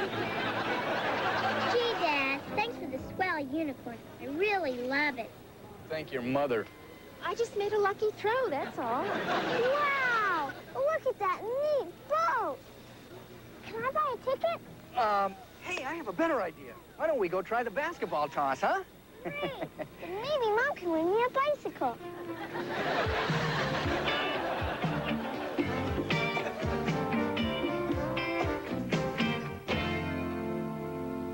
Hey, Dad, can you drop me off at the carnival on your way to the banquet? Oh, sure. We'll leave as soon as the sitter gets here. The sitter isn't getting here. She got a last-minute date and canceled. Well, that Miss McNamara has been a popular young lady since she lost those 200 pounds. Oh, great. Where are we going to find somebody on such short notice?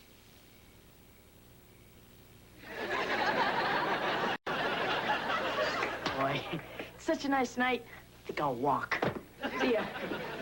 Dad, I know what you're gonna say. No, you don't. You're gonna say, now, Kip, I do a lot for you, and I don't ask much in return. Oh, yeah. That was it. Tell you what. Watch the kids tonight, and I'll let you back the car out of the driveway. You always let me do that. At night? Dad, I just can't babysit for you tonight. Those girls Freddie and I met definitely might show up. Oh, no problem. You go out, and your grandmother can stay home. Dad. Look, Kip, you're always asking to be treated like an adult.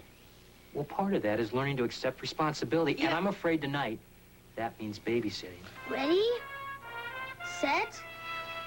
Go!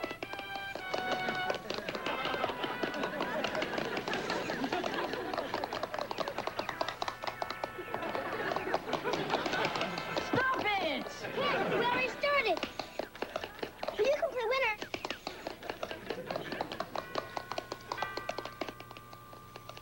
I win. Who's there? It's Nancy Reagan. Now open up. Hi, Freddie. Hey, Sam, why aren't you at the carnival? Those girls are looking all over for us, and I'm getting tired of hiding. What happened to the Haskell charm? I lied. Shoot my dog. Now let's get down there. I can't. I promised my dad I'd watch the kids. Well, you didn't promise to watch them here, did you? Let's put them on leashes and drag them along. Forget it, Freddie. Can we go, please? Can we go? Can we go? Please No, no, we're not going. Absolutely not. No. Fine. Have it your way. No problem. We'll probably see those girls at the next centennial. I'm sure they'll be real attractive.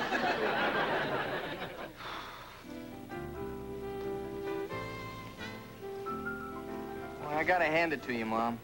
You sure did a great job putting this all together.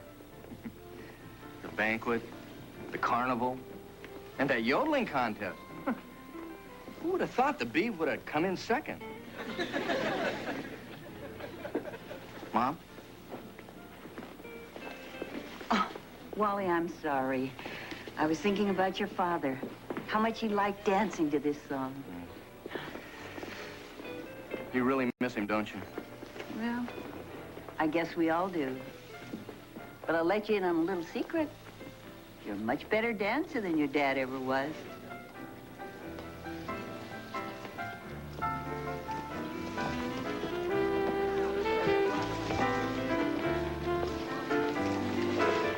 Did I ever tell you you danced just like your father? Really?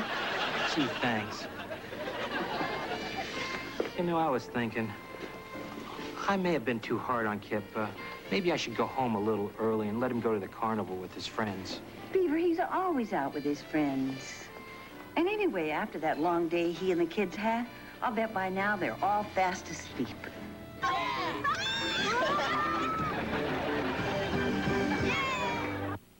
You leave it to Beaver. We'll be right back.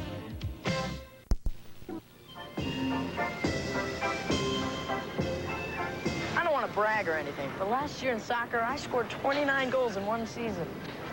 Is that a lot? That's a joke, right?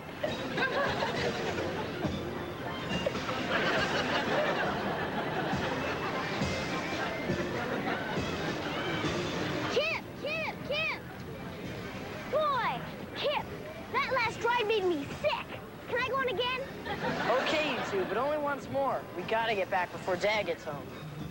Then I'd rather go to see the sideshow and watch that guy stick forks up his nose. No, you better not. We're gonna be going soon. Just sit down.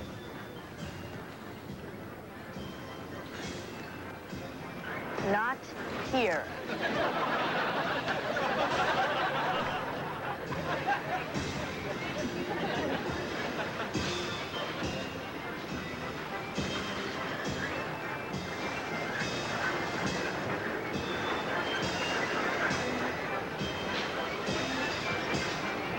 You found some money. It must be your lucky day. Unless it's your money. No, it's your lucky day. Maybe even lucky enough to win this boat.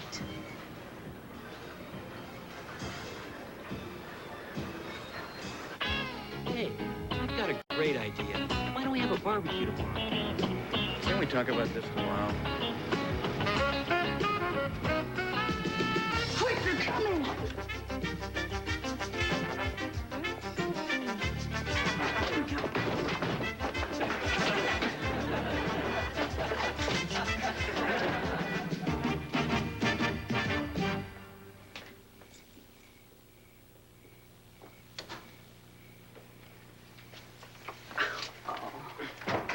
Look at those little angels, all fast asleep. It's okay to see who carries Kelly home. Forget it. I'm already carrying one of your children. Let's go. There you go. Come on. Good night. Good night. Hi, Lizzie. Good night, Come on. Here we go. You gotta hand it to Kip, Mom. He really came through for us tonight. He's growing up so fast.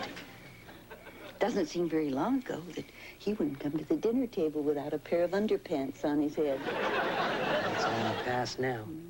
From now on, he deserves to be treated like an adult.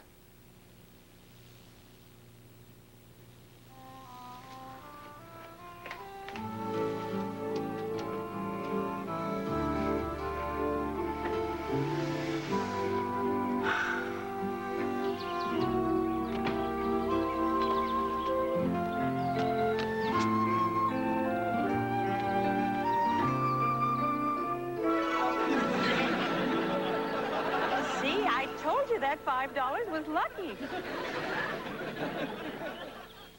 Haskell, open up! What is this, a nightmare fashion show? Oh, Freddie, you gotta help us. What's so important that I have to look at you wearing your zit cream? I won a boat at the raffle last night. Yeah, and if my dad finds out we were there, he'll probably leave us in the middle of the desert, cover us with honey, and throw bees at us. So as much as I'd like to see that, There is a solution. Just tell him you bought the ticket during the day.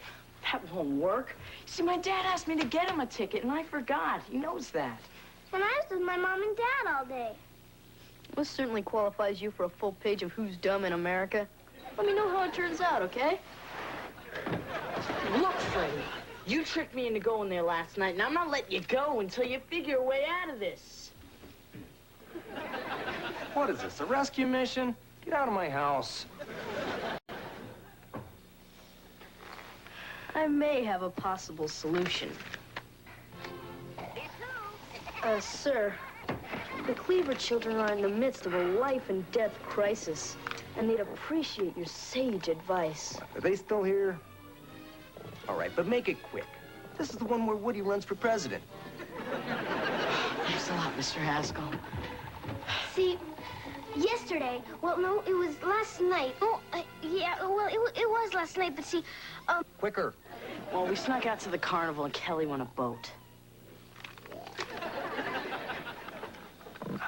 Would you be referring to that exquisite sailboat they were raffling off? Uh-huh, and if our parents find out, they'll know we were there, and we weren't supposed to be. My dad'll never trust me again, because he left me in charge. Oh, that is a tough one. Then what you're saying is that you have to get rid of the boat. Ah, what to do, what to do. I think I have your answer for you. I'll take the tub off your tainted hands, and we'll just keep it our little secret. You do that for us? The man's a saint. Small wonder I revere him so. Thanks, Mr. Haskell. Maybe sometime you can take us sailing. Forget it. I've done enough for you for one day.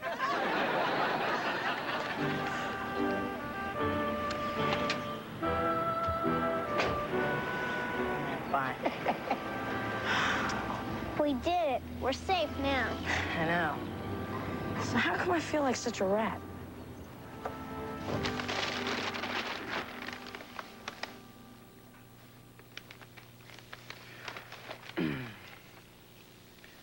Kelly's at her junior chipmunk meeting, right?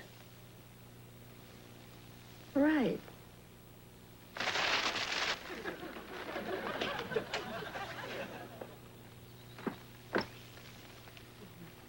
Hi, guys. Well, yeah, that looks better. But I'd have that ear checked anyway. Yeah. Mom and I are going to the mall. You want us to return your tux? Yeah, great. I'll go get it.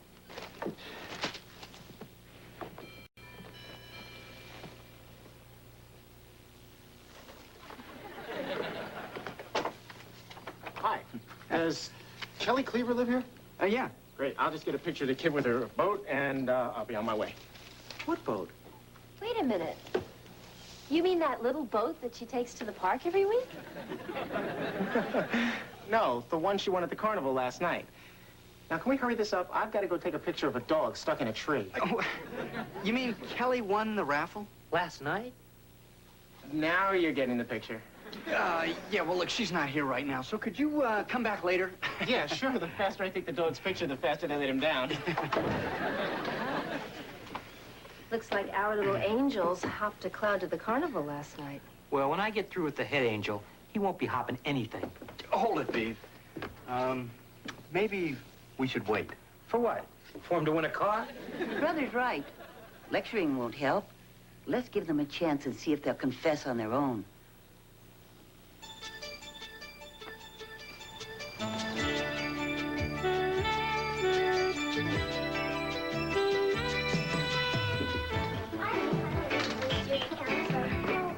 I've got these great pictures on. I've got better ones, and I also have a lot more friends.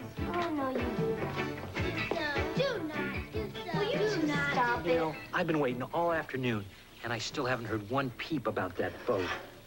You know, about that boat, I've been thinking, we ought to stagger our vacations so that we both can use it. Now, I'll take July and half of August. We'll settle that later.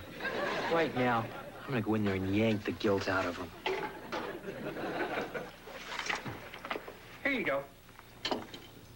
I thought we were having hot dogs. They fell through the grill. The whole dozen? So, how'd everything go last night?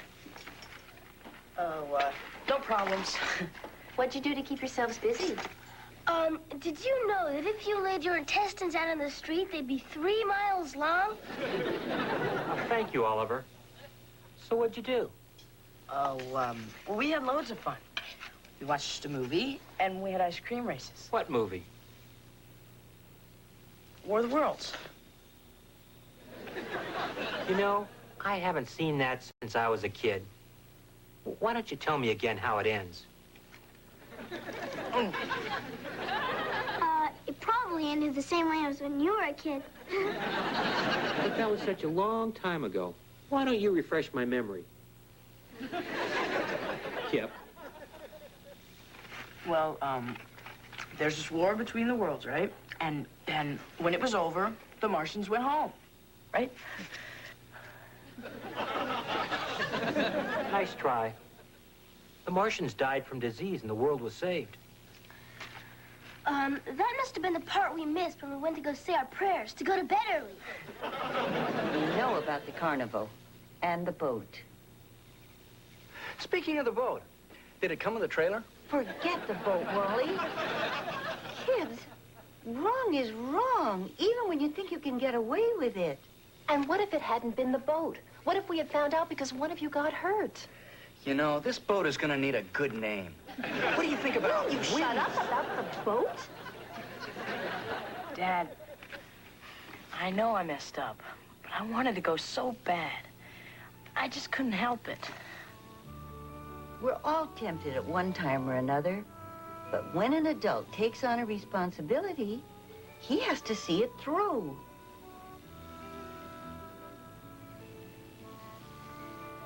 I've got to say it, Kip. I'm really disappointed in you. Heck, I wouldn't blame you if you never trusted me again. Do you know what the worst thing was? It was last night. I was pretending to be asleep, and you were telling Grandma how proud you were of me. I knew you shouldn't have been, because I knew what a little rat I really was. Maybe you're starting to grow up after all. He is? That's right. Because the next time Kip's given a responsibility like this, I have the feeling he's going to take it a lot more seriously. Great. Now that that's all settled, where's my boat?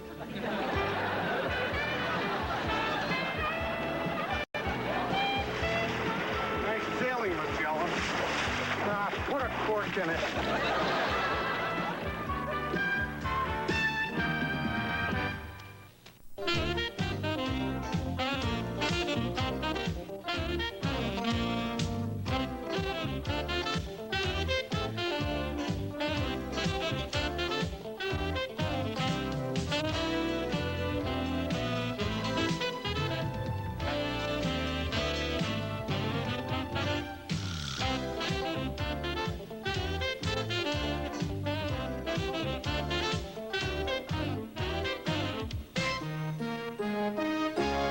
This is Channel 4.